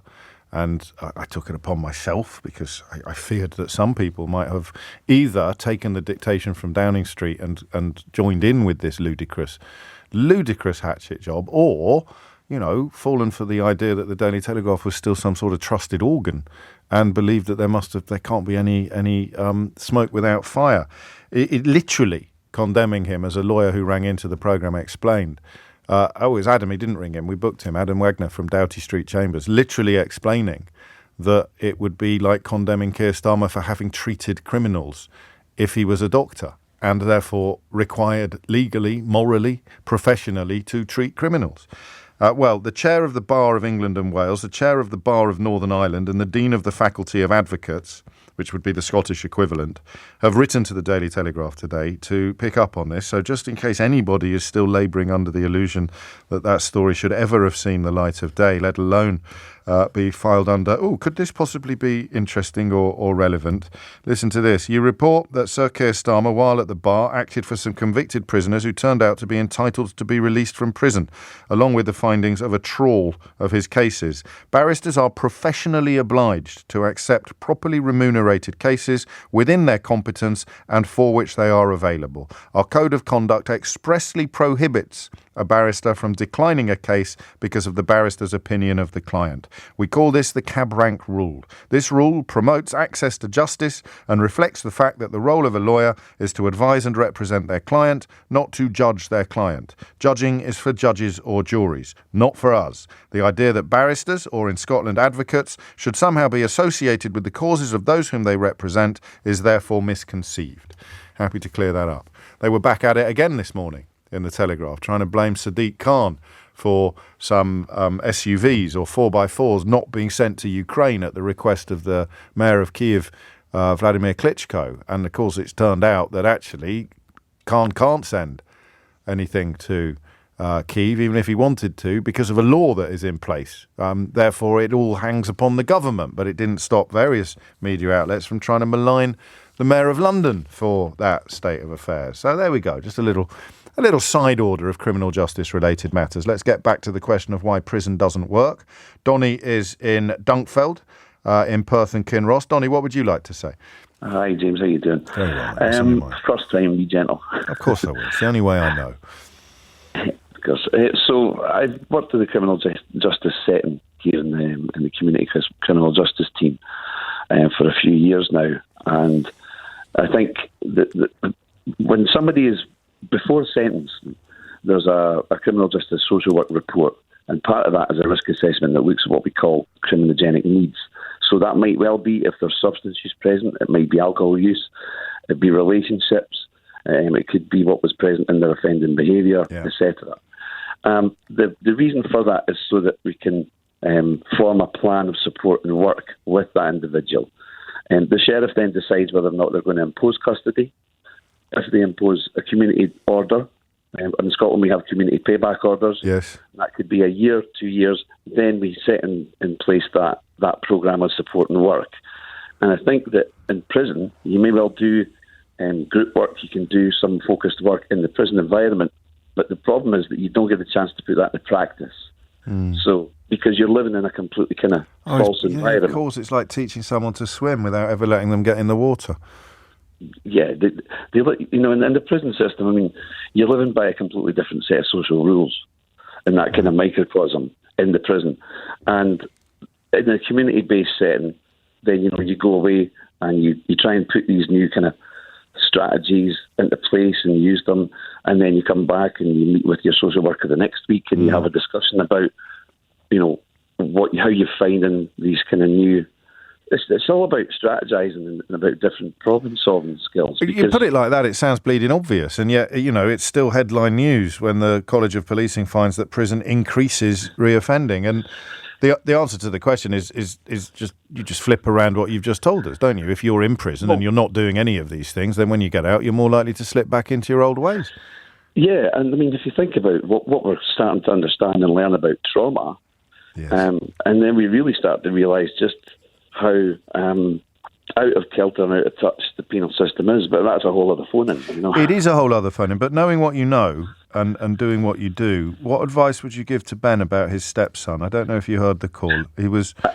I didn't hear the call, sorry. So he was... it took 3 years for the case to come to court, cannabis dealing, not massive amounts. Everyone was very surprised when he got a custodial sentence. But during those 3 years, he turned his life around. He essentially rehabilitated himself. And since he's got out after a year, he's got what sounds a lot like PTSD, and they're terrified he's going to fall back into his old ways. Prison has done the opposite of either preparing him for a return to society or helping him to turn his back on criminality. It's a bit of a cheeky question, really, because you didn't hear the call. But in those sort of circumstances, what can family and friends do to help? There are some really, really kind of horrible examples of just how rigid the criminal justice system can be. Yes. And on the individual case-by-case examples. And the only advice that I would take personally as well as give out would be just be as supportive as you can be and be there for them. That's all we can do. Yeah. Fair enough. I get it. I mean, literally love and support. And of course, the people who haven't got loving family in their lives are going to be the people probably most likely to slip back fastest into whatever it was they were doing before.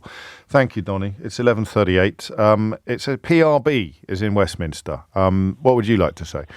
Fantastic. Thanks for having me. You're very welcome.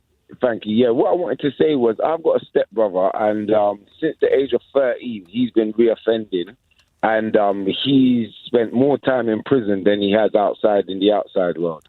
So he's 33 now. Crikey. So, yeah. So the problem is, it's the mindset. You got to remember, think of a baby. If a baby's at home making mess all day, that's all the baby knows, or a footballer. If you send a footballer on the pitch, he gets a red card, it doesn't mean he's not going to be able to go training on Monday and, you know, he's not going to be around the other football players. So once you send someone with the same mindset into an environment with people that all have the same mindset, all that's going to do is keep everybody thinking, yeah, we're in here. Like, you know, it's not going to make the... For an example, if you gave him an 8-hour shift at a workplace and said, look, you've got this is your sentence. You've got to go to work and, you know, after work, you've got to go straight home, and you give him chores like that. Then he's going to change his mindset because you're opening him up to a different world. So, but instead, you're just dipping him in and out of the same two worlds, one when he's in prison and one when he's outside doing the things that will get him sent to prison. Does he try? Does he try to go straight when he gets out or and then slip back slowly? Better. Huh?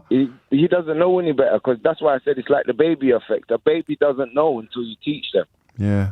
So it's all about the mindset, really. You have to change the mindset. The difference between you and a reoffender is that you said, you know what, I'm going to work, I want to be a radio presenter, and you did everything in your will to get there.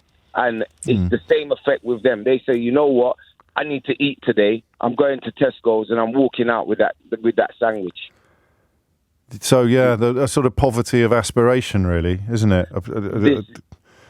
Yeah, and you could be rich and still be an offender. It's not literally dependent on your income. It's literally your mindset. So have you given up on him? I mean, because you can't break that cycle from the outside. You can only really break it from the inside. And if the help's not there for him, then this is just going to carry on for the rest of his life, isn't it? Well, you know what? To be honest with you, it's him. He has to change his mindset. Yes. I'm a motivational speaker. I go under the name of PRB. Okay. Yeah, and I've also got a charity called The Art Don't Stop that tries to help reoffenders and youth coming up and help them not to reoffend. But what the problem is really is you need to put them in a mindset. Motivational speaking will help you. You play a few motivational tapes and help you change your mindset. You'll do it. It's what you're listening to, what you absorb. What goes into your brain is what you express. And, you know, most of the time, there's nothing but crime on TV. Wake up on the news, there's a whole load of stuff going on. So you're trapped in that world. You've got to get yourself into new spaces so that you can have new ideas and new aspirations. Thank you, PRB. That's tough, that, actually, to watch it, to know what help looks like, and to be unable to actually affect it in the life of someone that you care about, someone that you're related to. It's coming up to 11:42. Ashley's in Harlow. Ashley, what made you pick up the phone? Hi, James. Hello, I'm a financial prosecutor. I prosecute primarily economic crime. And so I don't have a great deal of experience once people go into prison as to what happens at that stage, because that's really when I'm done with them. But right. I do have a perspective of what I think could happen. And it's in the context, and the example I have is shop theft. There's an endemic in shop theft going on at the moment. Yes. And when people are prosecuted in the magistrates' court, they're either given a short custodial sentence or they're given a suspended sentence and a rehabilitation requirement. Yes. And when I see people, tens and tens of people, all of the time in court, they're brought before professional people, prosecutors, defence solicitors, judges, and most of the people I come across do want to change their life around. Right. They don't want to be in this cycle. And they're told by all of these people that what they've done is wrong. And if they're given a suspended sentence, that's usually accompanied by 10, 20, 30 hours of rehabilitation requirement, drug addiction requirements to go and help treat them, all the different things that the court can impose, as well as unpaid work, which helps bring them back into society, make them feel a part of society of what they're doing. Whereas if they're sentenced to a 2-week custodial sentence or a 7-day custodial sentence, the court considers, well, we've done our job now, that's all we have to do. Washing our hands. And they get no assistance. And it's the reverse side of when a police officer goes to a supermarket and they're called to a shop theft. And they think, well, there's nothing we can do here. So they this is our experience. They pick people up, drive them around the corner, and let them go and say, don't do it again. And they're effectively telling these people, we can't even be bothered to deal with you. Yeah. But when you do prosecute them and you bring them before the court, all of these people are there saying, what you've done is wrong, and this is how we can help you. And I think that's probably why there is a difference between people reoffending. I think we could probably remove the probably from that sentence, couldn't we? I mean, it sounds like a pretty watertight analysis. I'd add one thing, and it's not particularly... Well, it's something I'd just forgotten to mention earlier today because it was one of the contenders for one of our phone-in topics. But you mentioned shop theft. We've talked a lot about shoplifting and walked the sort of tightrope between crime and necessity. Not that necessity ever justifies or excuses crime, but it does explain it. If I asked you, Ashley, just as and this is a complete ambush, so by all means hang up and pretend you haven't heard me. How many patients do you think were admitted to hospital in England and Wales last year with malnutrition and nutritional deficiencies? God, I couldn't imagine. You'd hope very few. You would hope very few. You wouldn't know where to start on a question like that, would you? Especially not live on national radio when you rang in on a completely different subject. So I shall spare you any further discomfort and tell you that the number is 800,000. What are we, the sixth biggest economy? Still? Fifth, is it? 800,000 patients admitted to hospital with malnutrition and nutritional deficiencies. That's up threefold on 10 years ago.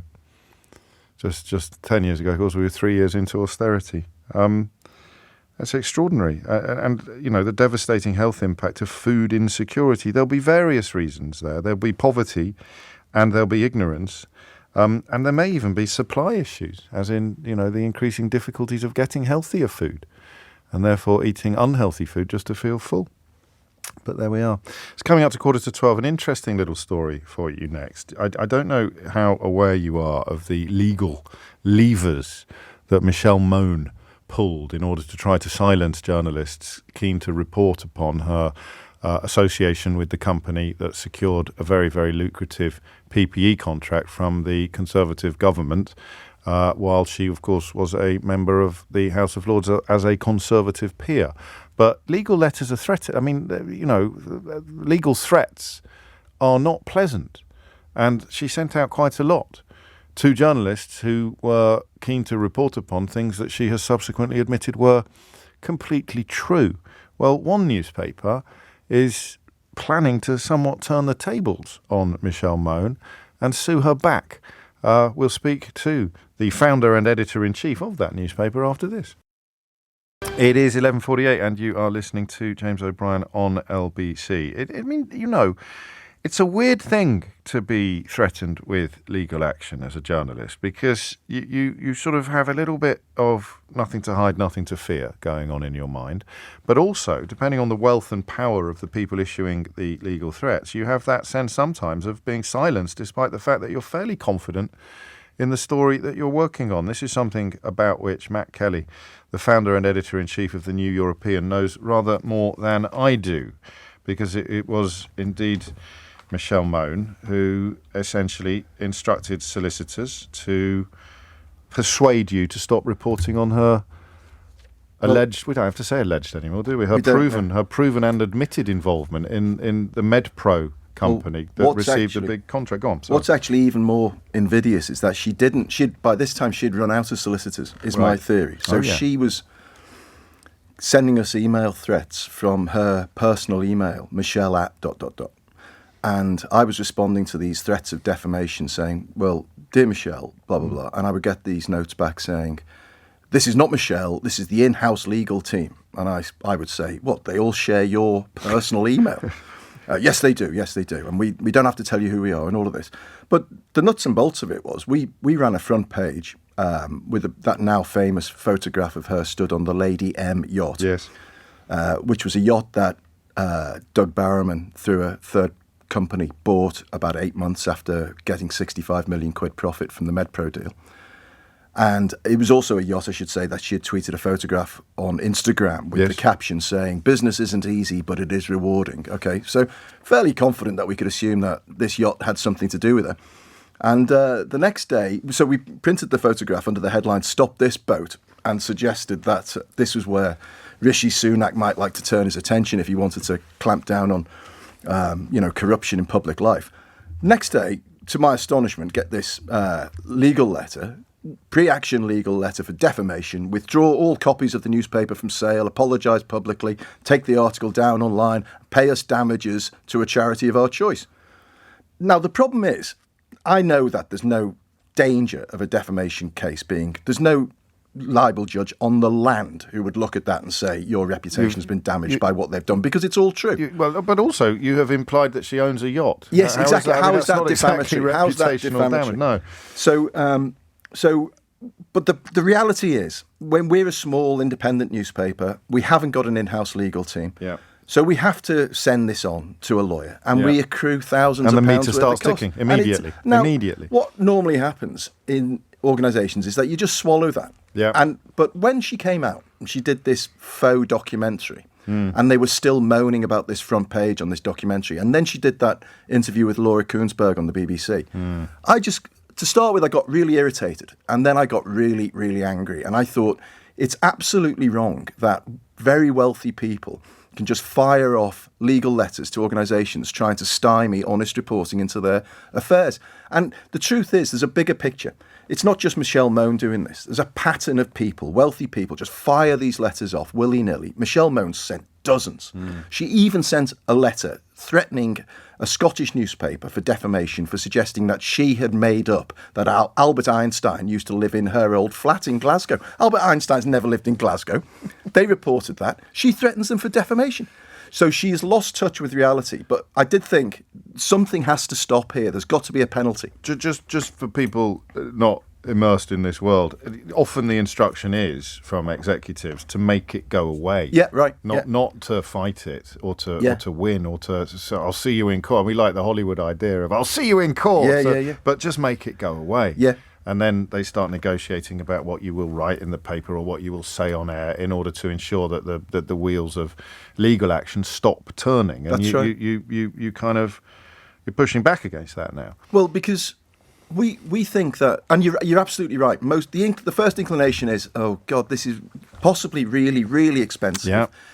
Because you don't know the mindset of the people. You know, if the mindset is we're going to put these people out of business because we're so full of a sense of impunity that any kind of threat to us, we're indignant about it. We've got so much money, we'll put them out of business. So you do sort of think, well, let's just go quiet. Let's see if we can appease her, you know. But we're not in the business of appeasement, thankfully. I've got enough experience of libel law to know when I'm on safe ground. And also, a little bit of me would have relished a lawsuit against a defamation claim, because once you get these people into court, obviously disclosure opens everything up. I'd be confident that they would lose a defamation case. But I was very happy when the Good Law Project came to us and said, we're interested in your idea that there should be a penalty. We think there is. So with the Good Law Project, we've now instructed solicitors and a barrister, and we're going to do it. You know, if she thinks, get back the money that you had to spend in order to deal with the original threats, the original legal threats from her. It's several £1,000s. That's all. It's not hundreds of thousands of pounds. And I should say also, James, just so that we don't lose track of our reality. Yes, this is a sideshow compared to the main indictment against these people, that they fleeced the Treasury of 60 million quid. And it's also a sideshow to the incompetence that the government displayed in allowing them to fleece and enabling them to fleece. Well, the fleece is still in the realms of allegation, as you well know. But my subjective view on that would be that a 30% profit margin on a deal of that magnitude is just beyond belief. Well, that's a moral judgment that actually our friend Carol Vorderman has made as well, that when that crisis began to unfold, some people saw a tragedy and some people saw an opportunity. Totally. I think that's not an allegation. What must never be forgotten is that PPE MedPro didn't exist before the crisis. And I saw on Twitter the other day a British businessman who had a UK company, 1,600 employees, been involved in the importation of PPE forever. They won 14 million pounds worth of contracts. PPE MedPro, that didn't exist until they put this consortium together, to rush through these contracts. Got £202 million of contracts. As you say, that's the main story. We were taking calls off people with decades of experience in various fields who couldn't even get their phone answered. We took a call, Matt, from, I should have phoned you at the time, actually. It was a good story, this, from a woman who had ventilators. Wow. Which were gold dust. Which were going spare because, they'd been due for export, but the export rules had changed. So she had, I think, half a dozen ventilators. Crazy. And she couldn't find anyone to talk to. People were not returning her calls. She was sending emails into the ether. But, of course, if she'd been a Conservative member of the House of Lords, she could possibly have sold non-existent ventilators on the promise that they'd knock them up next Tuesday. 100%. That's exactly next Tuesday. That's the correct analogy. So, I mean, the Good Law Project have clearly concluded that you've got a fairly strong case. Well, funnily enough, since we went public with this, we've had a number of inbound inquiries from people who know media law inside out, some very big names, who are saying we're 100% with you. And the idea would be to try and establish a precedent in law where people who do send these spurious threats of defamation out understand that they will go to court, they'll have to explain the truth behind those threats, and they could be penalised for the costs we've incurred. And our meter is now ticking as well. Because you describe it as in the newspaper a free hit. High net worth individuals cannot be given a free hit against media organisations or campaigners to silence their reporting. And do you know, there's a human level to this as well, which is that it feels like bullying. And I hate bullies. And it feels like when people decide to just fire out cut and paste defamation suits, they've got a bullying mindset. And I think that, like you said earlier, there are certain organisations, probably the bigger organisations, where they can't be bothered to fight it because it's just not in their interest. But it is in our interest to fight it. And we will fight it. Well, good. I've got a couple more minutes with you, so we should talk a bit about the newspaper. Born, of course, in the heady days of the immediate aftermath of Brexit. Were you expecting it to still be around? I'm just looking now at the next edition, December the 21st of January the 3rd, 2024. Were you expecting it to be around in 2024? I wasn't. No, we launched it 9 days after the referendum as a pop-up anti-Brexit newspaper. You must feel pretty silly now, what with Brexit going so well. I know, what a fool! Who'd have thought it? You and me both. What a fool! And that sense of bewilderment about Brexit and its supposed benefits is still at the very core of it. But it's quite a broad paper now. We basically now, when I describe it, it's fighting right-wing nationalism. That's what we're really against. Because I think Brexit was an output of right-wing nationalism. And there's so much work to do, and I think 2024 is going to be an enormous year for us, for all of us interested in politics. It's going to be quite an existential turnaround for a lot of people. I think it's fair to say that, actually. Matt Kelly, founder and editor-in-chief of the New European, which is weekly. You can buy a proper paper at a newsagent. At an actual newsagent. Or you can subscribe, folks. Yes, indeed, you can subscribe. Are you still getting a free copy of How They Broke Britain with a subscription, or have we got rid of all of those? We might revisit that idea, James, I probably should mention that, actually. There's probably some rules that we're dancing around. But we might revisit that giveaway as a subscription offer, so hold fire. I shall hold fire on that. And good luck with this case, because we've all been there, and even supportive employers sometimes just think that the inconvenience and the publicity of a legal battle is not worth the principle of preventing people from telling porkies. I think hitting back at their sense of impunity is very important. A sense of impunity. In all good newsagents now, and even mediocre ones, the New European newspaper. It's coming up to 12 noon. I think next we'll allow ourselves a little bit of a relax, shall we? On a final topic of 2023 together, and we'll look at which of Rishi Sunak's 5 pledges has turned out to be the stupidest. And I don't think it's as obvious as you may initially suspect, and I shall tell you why, and indeed what my favourite is, after this. 3 minutes after 12 is the time. Well, what a strange year it's been. It sounds like a pre-recorded Christmas special, doesn't it? What a strange year it's been. Particularly in the realm of politics, where Rishi Sunak briefly looked as if he would mark a departure from the corruption and incompetence that had typified previous administrations, and then appointed Suella Braverman back to her role in the Home Office and confirmed the worst fears that he proved to be at least as bad, if not worse, as his predecessors. And of course, I don't know what you do. Is it what do you think defines Rishi Sunak? Is it 5 pledges or 7 bins? 7 bins or 5 pledges? And this is what he bet the house on. The 5 pledges that he would achieve in 2023. He said he would halve inflation, which I think he probably has, hasn't he? Using the measures that they chose to use. But that was the one that everybody said was going to happen anyway. That was the pledge to halve inflation that had rocketed largely as a consequence of energy prices rocketing as a consequence of the war in Ukraine. He said he would grow the economy. As you've seen, the latest reports today have got GDP dipping in the third quarter. So we won't know for sure whether he has grown the economy until the 13th of February 2024. But it is hard to imagine a worse end to the year for him than today, which is sort of the end of the working year. And he will be reading in his, I don't know where he is, in Richmond or in Downing Street. He will be hearing all over the news and reading everywhere that he is currently presiding over a country that went into negative growth in the last quarter. Things were even worse than originally feared. He said debt would fall. It's not. It is currently rising. It's getting close to 100% of the size of the economy. I've got the figures from October. I mean, there may be more recently published figures. He said he would cut NHS waiting lists. How does that feel? How do you think that's going where you are? The grimmest story I think I've read this month, and you know, it was so grim, and I probably shouldn't do this.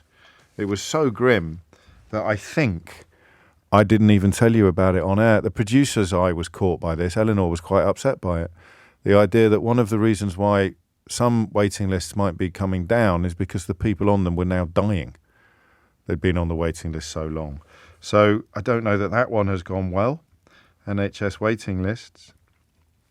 And then finally, stopping the small boats, which I need to accompany that reminder of that so-called pledge by telling you that today the claims about the situation in Rwanda are being rejected by dissidents from Rwanda. Rwandan dissidents living in the UK who have received police warnings over assassination attempts from the African country's agents have spoken of their shock and dismay at Rishi Sunak's insistence that it is a safe country.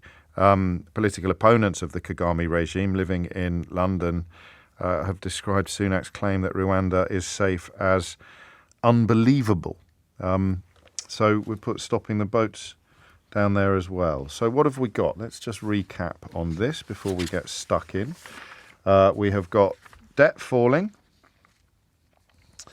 economy growing, and inflation halving. Now, this doesn't automatically lend itself to a light-hearted phone-in, so we won't spend all of our time in the shallow end. I want to step away for a moment from the political coverage of these pledges and look at the lived reality of them. So debt falling doesn't really affect us that much. Inflation halving does, in terms of our day-to-day experience. The cost of food is still going up. Poor old 30p Lee rather soiled himself on Twitter the other day by claiming that people were better off as a consequence of inflation coming down. And, of course, inflation means that your prices are still going up. So every day's a school day, I suppose, if you're 30p Lee. Hospital waiting lists, I would argue, are the most important and probably the biggest failure. And then stopping the boats, just such a mad policy, a pledge to undo damage done by a situation created entirely by his own party. So I've got in the back of my mind 2 questions, because I don't want to treat it as a completely funny exercise. So I want to know, what was the stupidest of those pledges? Or I'm going to say the most stupid, because I don't think stupidest is a word. Keith, is stupidest a word? Do we know? It is a word. Apparently, do you think stupidest is a word? Do you think stupidest is a word? Everyone thinks stupidest is a word. So we stick with stupidest, do we? Stupidest? So which of the 5 pledges was the stupidest? 0345 6060 973. Was it the pledge to halve inflation? Was it the pledge to grow the economy? Was it the pledge that debt would fall? The pledge to cut waiting lists? Or the pledge to stop the boats? So have a think about that. But on a more serious note, what's the most important of those pledges to you? To you personally, and then I want you to tell me why. So you don't have to answer both questions. You can answer the first question or the second question or both questions, but you can't answer no questions. What you cannot do, even on this parameter redefining phone-in show, you cannot ring in and answer none of the questions that have been asked. Although seeing as it's the last hour of our time together this year, I'm not going to punish you if you try. 9 minutes after 12 is the time. 0345 6060 973 is the number that you need. And the questions that I want you to answer are these. Which of Rishi Sunak's 5 pledges was, now that we've reached the end of the year in which he promised they would all be achieved, which is the stupidest? Is it the pledge to halve inflation, the pledge to grow the economy, the pledge to cut national debt, the pledge to cut waiting lists, or indeed the pledge to stop the boats? 0345 6060 973 is the number that you need. Now, I'm gonna go first, and I'm going to be a bit controversial, actually. And I am going to say that the stupidest was actually the pledge to halve inflation, even though it's the only one, as far as I can tell, that he has achieved. And the reason for that is that it proved that his opinion of the British public was similar to the Daily Mail editor's opinion of Daily Mail readers. He really did think you were stupid enough to fall for the idea that governments bear no responsibility whatsoever for inflation going up, which I think he actually claimed on the record, nothing to do with us, while they can claim full responsibility when inflation actually goes down. So inflation largely seen as being independent of government policy went through the roof when Russia invaded Ukraine, largely because of the increased costs of both food that was making its way from that part of the world and, most crucially, energy. And as those situations have eased, so inflation has come down. So I think the stupidest one, politically speaking, was actually the inflation pledge, because not only did it demonstrate disingenuousness, but it also showed, do you know what it constituted? A bet on the stupidity of the British voting public. So it was both disingenuous and actually dishonest, because it wouldn't be his achievement even if it happened. But the fact that he thought you would believe that it would be his achievement even if it happened would speak to a very low opinion of his voters' intelligence, possibly justified. So that, for me, I'm going to keep proper charts. We're going to do this properly if you want to join in. So I'm going to do points on one side. I'm just describing to you now the piece of paper that I've got in front of me. So I'll write the 5 pledges on it, and then I'll put stupid on the left, important on the right, and you can vote for one or both or neither. The inflation halving, the economy growing, the debt falling, the waiting lists falling, and stop the boats. So what was the stupidest and what was the most important? So we've got one vote for inflation being the stupidest. And on the most important, I think I'm going to go with waiting lists on that. But I need to know from you, and this will be where the conversation moves very much into more serious territory. I want to know from you why the failure to cut the waiting list is so terrible for you and or your family. So the stupidest of the 5 pledges and the most important of the 5 pledges. So in a way, we're looking for the one he shouldn't have made and the one he really should have kept. That may even be a better way of looking at it. The one he shouldn't have made and the one he really should have kept. Halving inflation, growing the economy, bringing down debt, cutting the waiting lists, and or stopping the boats. 0345 6060 973 is the number that you need. Let's kick off with Balama, who's in Lambeth. Balama, what's it going to be? Hi, James. I thought the most important is obviously the waiting list.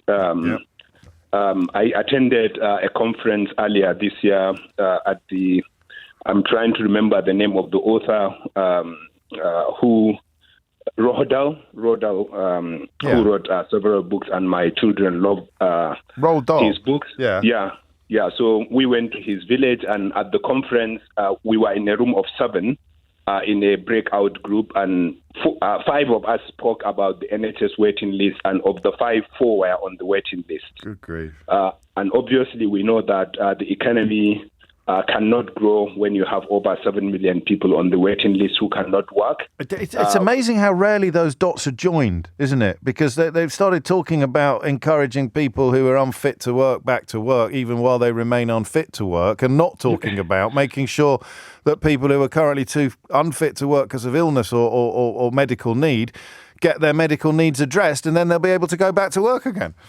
Yeah, absolutely. Telling people to go back to work when you know they cannot, including, for example, when they said they were going to encourage the disabled or those who have special needs to go back to work, but without putting anything in place to encourage employers to provide for them. We obviously know that it will cost employers more, but what he did, James, when the waiting list weren't going down was that, number one, he started blaming the NHS, saying it was because of the strikes, when we know that the waiting list was growing before the strikes, and then he said it was COVID. We know that it was growing before COVID. But remember, No, I was just thinking it could be the stupidest pledge, as well as the most important, for the reasons that you've just reminded us of.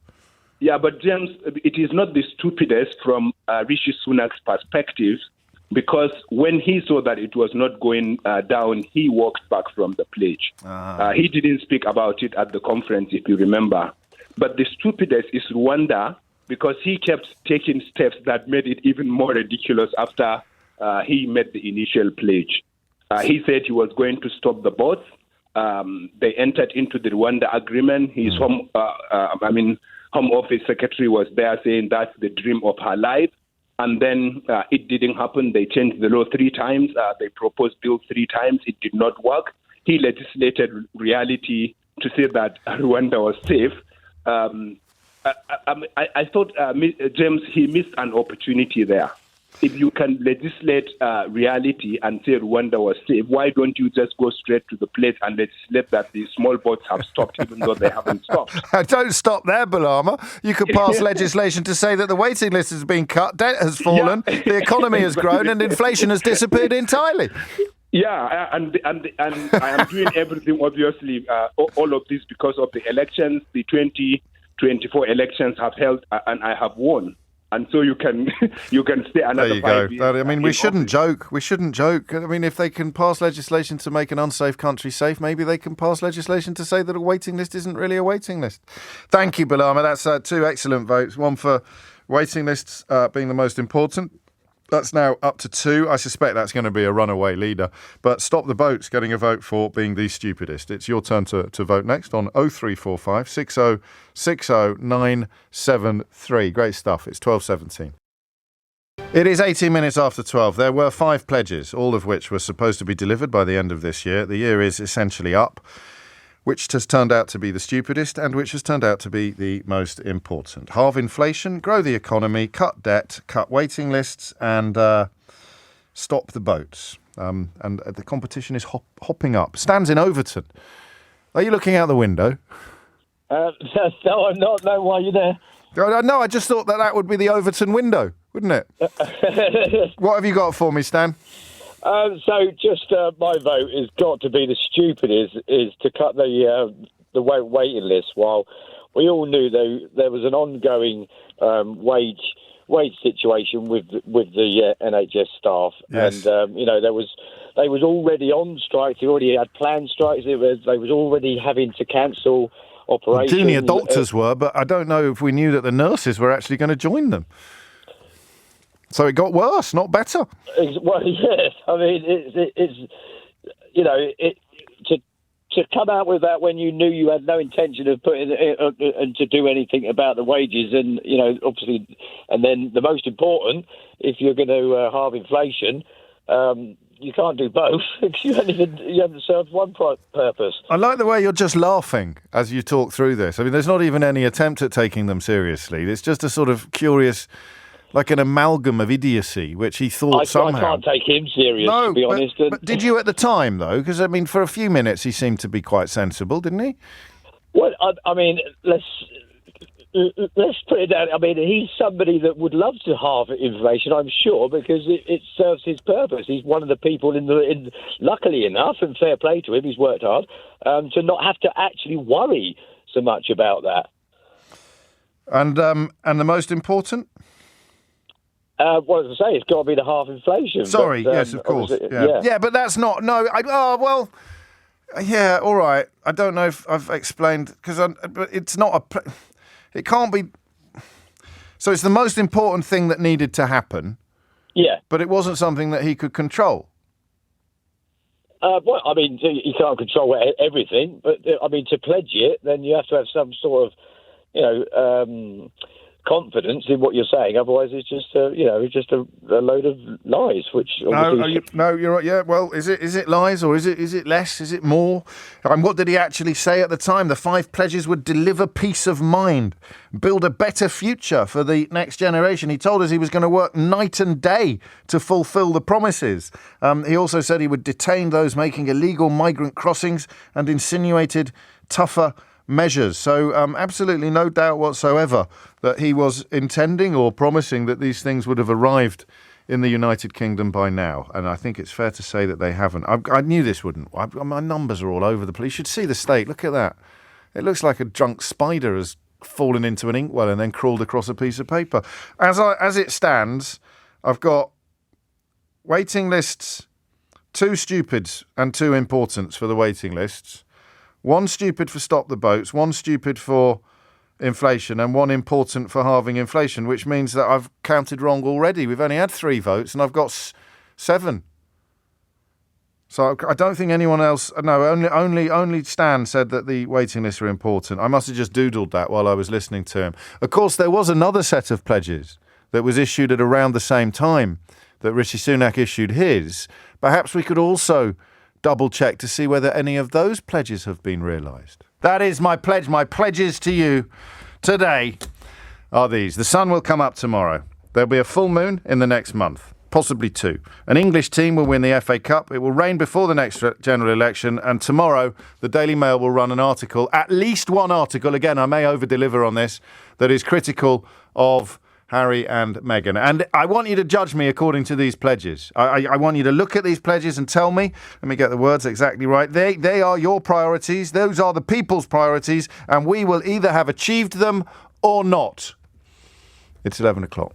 So that line there, straight from Rishi Sunak, we will either have achieved them or not. What do you cling to as a Tory if you want to pretend that things haven't actually gone disastrously for him when he said we will either achieve them or not, and you've got 4 nots and not really on the inflation. It may have been halved, but it's fair to say that it wasn't much to do with him. Manchester City, wasn't it, the FA Cup, I think? So I got that one right. So there you go, 1 for 1. Did the sun come up the next day? So I made that pledge on the 5th of January 2023. The next day was actually Epiphany. I wonder whether you had an epiphany when the sun came up and thought, I wonder whether James's pledges are going to turn out to be rather more reliable than Rishi Sunak's. There was a negative story about Prince Harry and Meghan in the Mail on the 6th of January. There was a full moon between the 5th of January and the 5th of February, possibly 2. And I'm fairly confident that my pledges have turned out to be a lot more reliable than Rishi Sunak's. But what was his stupidest and what was his most important? Luke's in Chingford. Luke, what have you got? I've bored him to death by playing my own clips of myself. Is Luke there or not? Can we talk to Luke? Hello. Who's that? It's Luke in Chingford. Well, where were you? I had you on mute. You pardon? I had myself on mute, sorry. You had yourself on mute? Yes. Okay, well, welcome. What have you got for me? I think the stupidest would be the halving inflation. Yeah, I'm with you on that. Tell me why. What are your reasons? Well, what frustrates me is how it's covered in the news, I guess, both by the Conservative Party, but to a lesser extent also by journalists, which is that halving inflation, I would say, is a good thing. I'm not convinced how much the government's directly had to do with that, but once you're lapping high inflation in a year-on-year perspective, it probably has a good chance it's going to come down anyway. Yep. And for me, it doesn't address the fundamental issue that affects me and my family in the cost of living crisis, which is that for the period when inflation was in kind of high double digits and you had a lot of additional costs feeding into energy, rents, mortgage and food, that gap that has opened up between my salary and the monthly costs coming into my family, that gap does not get closed as long as inflation is still above zero. No, that's a very good point. Of course it doesn't, unless your pay packet goes up by the same factor. Yeah, and my pay rise, I think from memory was under 5%. So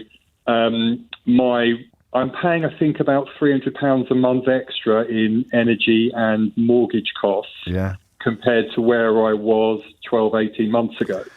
So on the one hand, I'm grateful that the situation's not going to get any worse. Yeah. But from my perspective, my mortgage, I'm on a higher mortgage rate now, I think, for 5 years. And I don't really know when the energy prices are going to come down. And it just makes every month difficult in terms of making ends meet at the moment. Yeah, I mean, crikey, that's actually a very grown-up analysis of what was essentially a fairly silly question, because that was the stupidest one. What's the most important one? Well, probably NHS waiting lists would be the most important one for me. My recent kind of, when I've had to use the health service recently, I've not been blown away by the service that I've been receiving, and having people wait an inordinate length of time for. I mean, my dad, for example, had needed his hip replaced, and he was fortunate enough to have private health insurance, which I don't have private. Well, I don't have cover like my dad has. Sure. I just pity anyone that's waiting for an important operation like that on a very long waiting list. And the government only really acknowledge their existence when the junior doctors are on strike or when the nurses are on strike. The rest of the time, it's out of sight and out of mind. Excellent votes from Luke, and I like Luke. Treating this with the seriousness that it deserves. What is Rishi Sunak's stupidest pledge? And what is his most important? As we come to the end of the year in which he promised that they would all be delivered in order to build a better future for the next generation, having worked night and day, these are all quotes, to fulfil the promises, he said back in January the 5th, 2023. Simon's in Huddersfield. Simon, take it away. James. Hello, mate. Good morning. Happy Christmas. Same to you. Long time listening, and usually I listen to people saying, oh, they're not nervous, or they are nervous, and I'm ordinarily not nervous, but I'm absolutely bricking it this morning. So what, just for this? Yeah, just for this. Oh, I've tried ringing loads of times, but you keep giving it another go, don't you? Thank you. Carry on. Do you know what? I think his stupidest claim or his stupidest pledge was the one he made when he first got into power about accountability, honesty and integrity. You can't. That's a sixth pledge. You can't. I mean, you're right, actually. God, all right. We're going to have to put on a little side order, aren't we, of the accountability, professionalism and are you suggesting that he hasn't delivered accountability, professionalism and integrity, Simon? Yeah, I kind of feel he hasn't. You know, he kind of smashed that one. Yeah, he's awful, isn't he? But I actually think, I think the smartest pledge he put, and I'm going to kind of go against you on this one, is the halving inflation one. Right. And the reason for that is that... Is that a dog? Is that a dog in the background? It's one of the dogs. The blooming doorbell went. Yeah, crikey. I'm in a different room, so that's apologies. All right. No, I just wanted to make sure it wasn't a fault on the line. Doorbell sends them potty. Go on. So I know what you're going to say next. If you're going against me, you're going to say that the inflation halving was the most important. Yeah, and this is because we are in a country that still thinks that Boris, or a lot of people still think Boris got the big calls right, and get Brexit done. And, we are a politically illiterate country, and a lot of people will see and hear halving inflation, and they will think actually takes responsibility for it. Well done, Rishi Sunak. So the same people who think that Keir Starmer has a case to answer for having been a barrister and doing some barristering when he was a barrister are the same people who might think that Rishi Sunak bears some responsibility for halving inflation, he will take all the credit, despite the fact that I'm pretty sure he's on the record when it was very high for saying that had nothing to do with the government. Yeah, but up is down and left is right with these set of spiffs. So what do you expect? Nicely put, Simon. I bet your nerves have gone now, have they? Relaxed into it? No, I'm still shaking like a. Well, there you go. You never know, do you? You never know how it's going to affect you. Thank you. 12:30 is the time. Couple of phone lines free. You can grab Simon's as he vacates it. So we got inflation halving is currently 2-2, both the stupidest and the most important. So are the waiting lists. Hang on, what was his stupidest?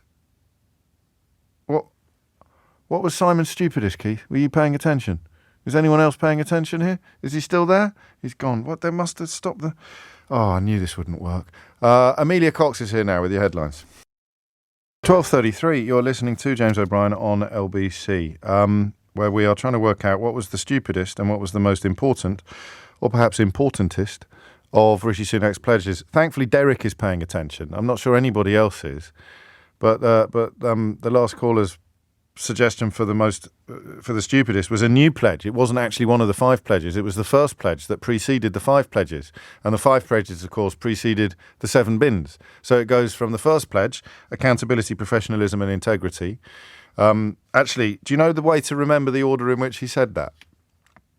I can't remember who pointed this out to me. I forgot to read out the text at the time. The order he did it in was actually integrity, professionalism, accountability. And if you are, like me, quite fond of a pint of IPA, that becomes the easiest way to remember the order in which he said the 3 things that he would bring back to government: integrity, professionalism, and accountability. So I don't know if we can add that. Do we add that to the list, or do we... Ian's been in touch. Ian is a regular supplier of ice cream to the capital, who I sometimes bump into around the Covent Garden area in the mornings. He says, "You always mess these poll things up. Please can I keep the scores next time you do one?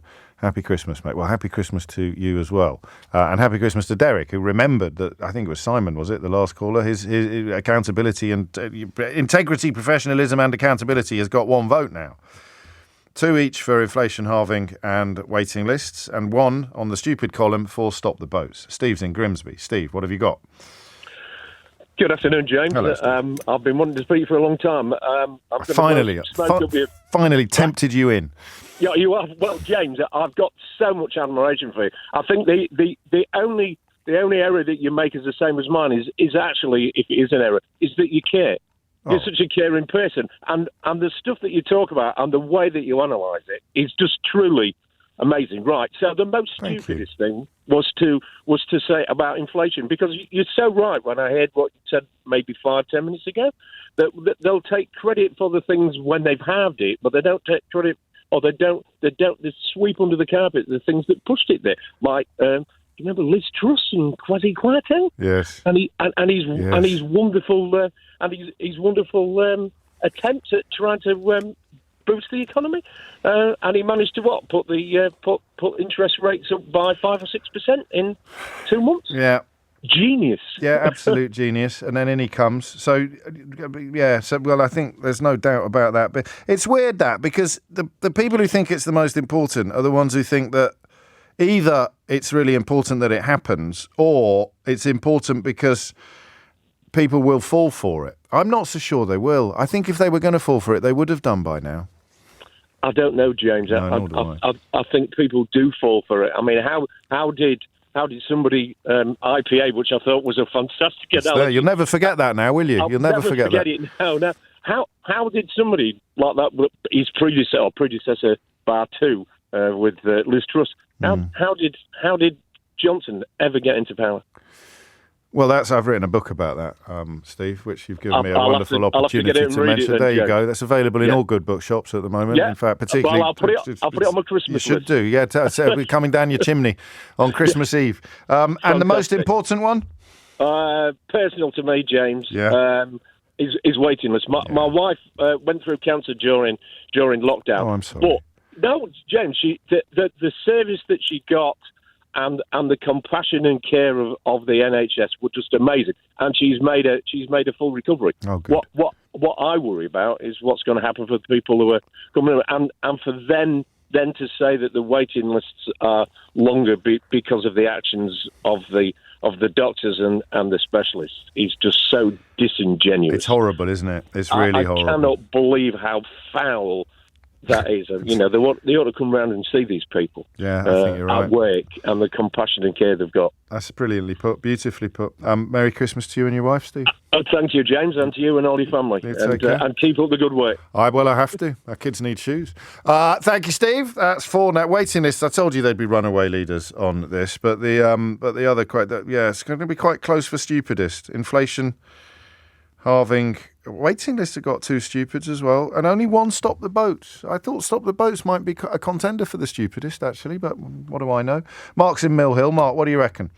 Well, I'm going to vote against everybody else. Basically, the stupidest, most asinine, most ill-founded one was cutting public debt, cutting the debt. And the reason for that is you can't cut... If you've got a lot of our public debt is down to public interest payments, so the interest payments on the debt are geared to the interest rate. Yes.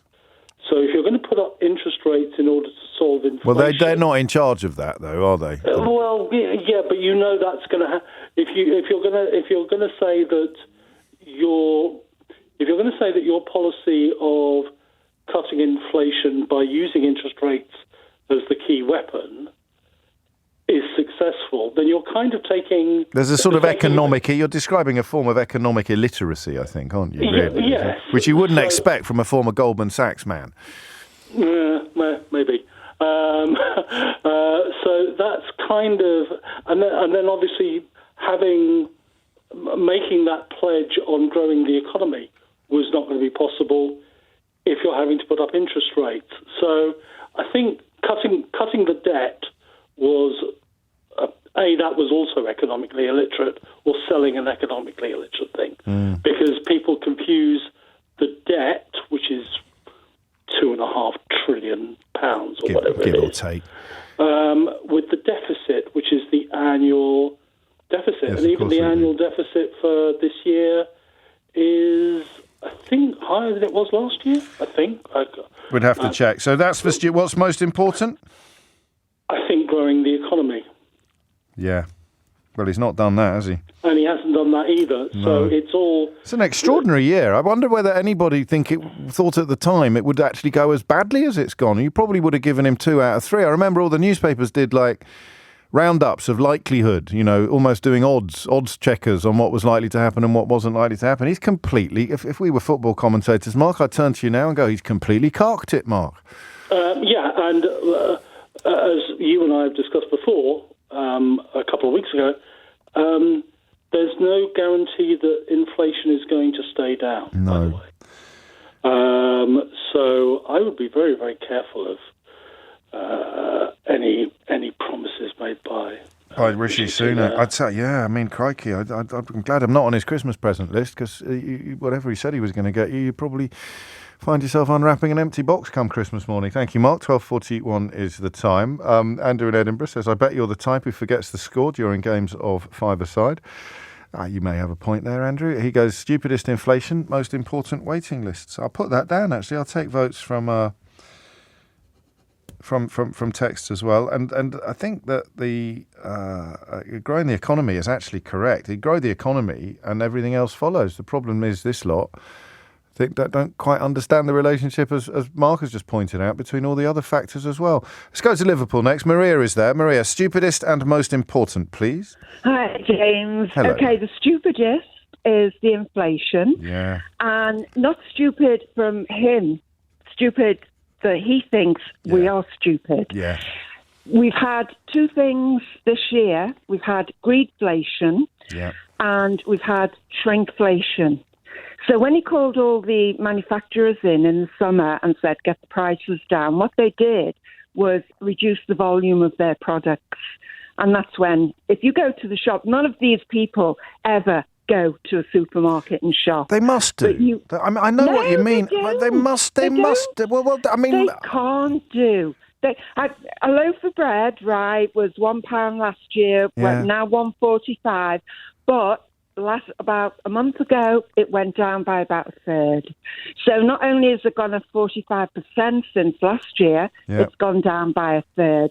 And that's happened to so many groceries in the shops. So you've got greedflation and shrinkflation. So all this inflation has gone down. It's just a load of absolute nonsense. The value you get for the money that you had last year is half of what you get this year, basically. Yes, that makes sense. Okay. So that's the stupidest. The most important is the NHS, and that's a double whammy. Not only have you got the people who want to work, who could help the economy by working, but can't work because they're waiting for treatment, you've got their carers as well. This is true. So you've got all it's the mad, people, isn't it? It would fix up so much, so many other problems. It's all the long-term stuff that would fix. He wants all his hits in the short term, but in fact, improving the country involves focusing on the long term. So pledges, even in and of themselves, are a daft idea, aren't they? Oh, they're absolutely. Excuse me, but That's no. all right. Steady on. I've got nervous now. Well, was James. that a cough? Was that a cough or a sneeze? Was that a cough? That was a cough. It was a cough. Well, it sounded like a sneeze. Well, we've done that. No, We've done the waiting lists. I hope it's nothing serious, because it'll be 3 years before they can see you. James, it's talking to you. My Christmas wish has come true. You have a wonderful Christmas. You too, Maria. Thank you so much. Ho, ho, ho. David, thank you. Well, lovely. David's in Birmingham. David, what's it going to be? Hi, James. Hello, first off, I saw you last week at the Oh God What Now Christmas shindig, yes. so I'm one of those weirdos that ring into radio shows. Don't blow my cover like that. Jeez. Holy moly. That was a good night, wasn't it? That was a great brilliant. night. Absolutely superb, and it was great to meet a few of the regulars afterwards as well, which was great. Excellent. Absolute pleasure. For me, the worst of his pledges is the one around inflation, and it's actually a little bit different to what other people have been saying. Go on. What's the lever that is used to bring inflation down? Go on. Interest rates. Yes, of course, which is set by the Bank of England. Which is set by the Bank of England, which is independent, theoretically. Yeah. So it's really bad, that, isn't it? It's really disingenuous. Really bad. Yeah, totally. I mean, yes, disingenuous is a polite way of putting what I'd put. I just think he's a liar, but there we go. Fair enough. So that. And then the most important. For me, it's the NHS. I'm on waiting lists. So I've got plenty of things wrong with me, that's close. No, it's fine. I mean, it's nothing serious. So, okay. But it's one of those things where it is frustrating, and it doesn't stop me. But it leads to so much others, as other people have said previously very eloquently. If they want people to work, you've got to make sure they're fit enough to work. And of course, by not negotiating in good faith with the BMA, they've made it worse. And although the nurses are only on a kind of wait and see pie, they're not. I don't think they've ruled out any future actions yet. So, and of course, again, we need to remind ourselves this is England and Wales. The Scottish government has somehow managed to perform better on some of these measures, but they've made it worse, not better. That was the maddest thing about the waiting list pledge, is they must have known that the workforce was not only fleeing in numbers, but buckling under the strains that were already in place. Absolutely, but they do it across the piece. Think about people are using the railway less, and why is that? It's because you can't guarantee that there's going to be a service. And why is that? Because you're absolutely. Did you come up to Euston then? Yeah, I came through Euston, but I got back. I got back on the Sunday, and it was fine. The only delay was actually caused by trespassers on the line near Rugby. We can't blame Rishi Sunak for that. Not even I can blame Sunak for that. But it's interesting what you just said there about bad faith actors, and I think this all goes back really to. I mean, you could take it back to Johnson and the negotiations with the EU and bad faith acting within that, and everything they've done since has been set. The tone has been set. The tone has been set. There's been no change. I think the thing with Sunak is just because he wears a nice suit and speaks quietly and has that public school debate. I don't agree with you. His suits aren't very nice. Yeah, well, but they're bespoke. Probably. They're real fitting. They're real fitting. They are real fitting. They're halfway down his calves. Well, they are, but that's to try and make him look taller, isn't it? I don't think that works. Is that a thing? Is that a thing? If you wear your trousers at half-mast, you look taller? That's the only thing I can think of, because he's, the producer agrees with you, and she's very short. It's 12:47. It's 10-1. I don't know if you were listening on Wednesday. Something quite special happened when we were talking about the relationship between environment and aspiration as a sort of form of you can't be what you can't see, and talking about overcoming adversity. And Fatima Whitbread rang in, the legendary athlete, and I thought I knew some elements of her life story, but even the brief snapshot that she gave us during the course of that call about her early years in care were absolutely breathtaking. And amazingly, that very night, because she rang us from the car on her way to the BBC Sports Personality of the Year Awards, but she knew, but we didn't, that she was due to pick up the Helen Rollason Award for a triumph in the face of adversity. And it was an incredibly moving scene, and it just, I don't know why, I bet you felt the same. I felt a bit proprietary. I thought, she was just on the show today, and now she's picking up that wonderful award. That was on Tuesday. Yesterday, we both found time. Well, it makes it sound like I've got a packed schedule. Fatima very kindly found the time to come and talk to me for this week's Full Disclosure, which will be the final one of the year, and which I think, and when you've listened to it, you will probably agree, it's got to be a contender for the best of the year as well. I'd been abandoned as a baby, and then some would say left to die. I mean, a neighbour heard a baby crying in a flat, and she hadn't seen anybody coming or going for a couple of days, so she called the police, and they banged the door down, rescued the baby, which was myself, and then spent the next 6 months recovering from malnutrition and nappy rash. And during that period, Hackney Borough Council made me a ward of court, and then I spent the next 14 years of my life in children's homes. When were you first told that story? When did you first hear that? Well, like all care leavers, you have the opportunity to be able to pick up your papers, which is what I wanted to do from Somerset House, and find out more about what was my background, my history, and which often the case a lot of these young children like to know. Yes, of course. Some of it's good and some of it's not so good, and I'm also very keen to make sure that some of these children, when they go and get their papers, they've got somebody that can sit with them, because there's a lot for them. Some of it's a shock, when they find out what's gone on in their lives and why they were sort of left to go in homes or being fostered, and that's hard to process. But for me, it wasn't that difficult. I kind of lived that life for 14 years, and I knew that there wasn't really anybody out there. The biological mum, and I call it the biological mum because for the first 5 years of my life, I lived in Hertfordshire, and I had no communication whatsoever, and nobody sat me down and said, look, this is the reason why you're in care. And I think that's the most difficult thing for a young child, to process that, and their minds start thinking, they get trapped in their head like a prison. They arrive in care with a particular set of issues, emotional trauma, abandonment, neglect, and trust issues as well. As I said, there's no fault of their own. And then, of course, back in the 60s, there's always a stigmatisation with children that lived in the care system. They must be the naughty kids, that's why they're in the homes. Well, in actual fact, no, it's not. And for me, it was no different. And so it was a tough old period of time whilst in the children's home. There were 25 other kids there, James. And I can remember always playing in the front room, and anybody that faced the car park, and anybody that came in, I would always say, is that my mummy coming to get me? Which is, quite... So you're conscious of what you haven't got, but you don't know why. Absolutely. Incredible stuff. And Fatima, as she explained on Tuesday, now pretty much dedicating her life to helping children who are in care. When she gets on to talking about that, this happens sometimes in long interviews. I'm sure you've noticed it in the past. There's a different mood in the room. And when a guest gets onto a subject about which they are passionate, it's almost like someone's turned the light up in the studio. Not the volume necessarily, but the light. There's a level of animation.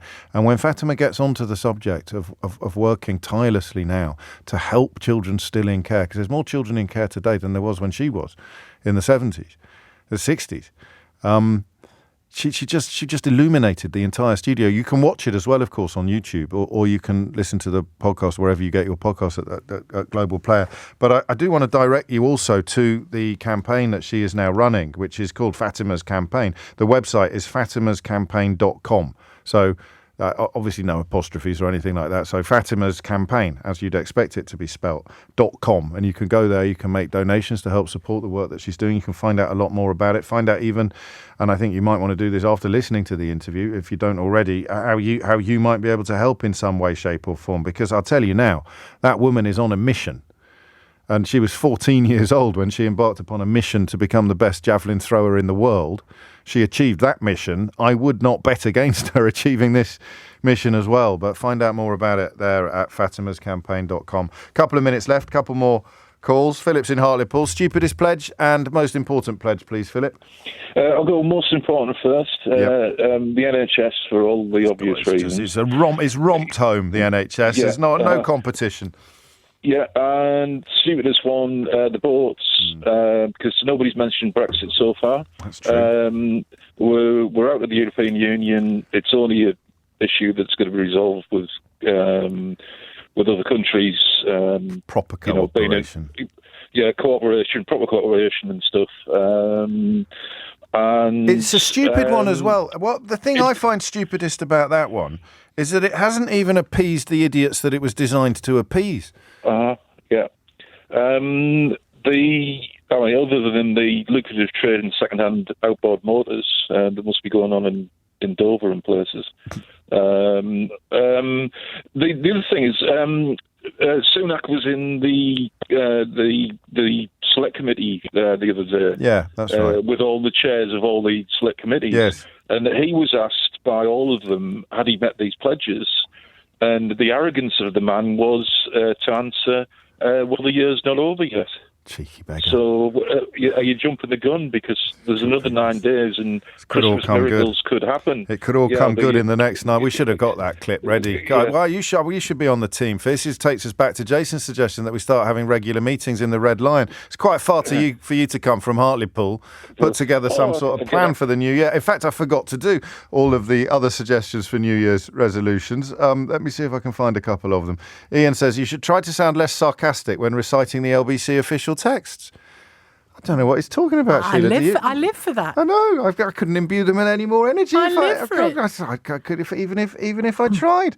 I read it like the speaking clock. That's a good way. I might try that as well. No more quotes from Ferris Bueller's Day Off. Less verbosity and more plain English, and no book plugging. Well, Jonathan, I'm afraid 3 out of 3. I'm not going to be doing any of them in the new year. Quite the opposite. And finally, have a manifesto. Pick a subject, then take calls, get an informed answer and put it in your manifesto. I quite like that from Roy. We can assemble a show manifesto. Last word on this. Roundup of Rishi's pledges goes to Toby in Chiswick. Toby, what's it going to be? Merry Christmas, James. Merry Christmas. Same to you.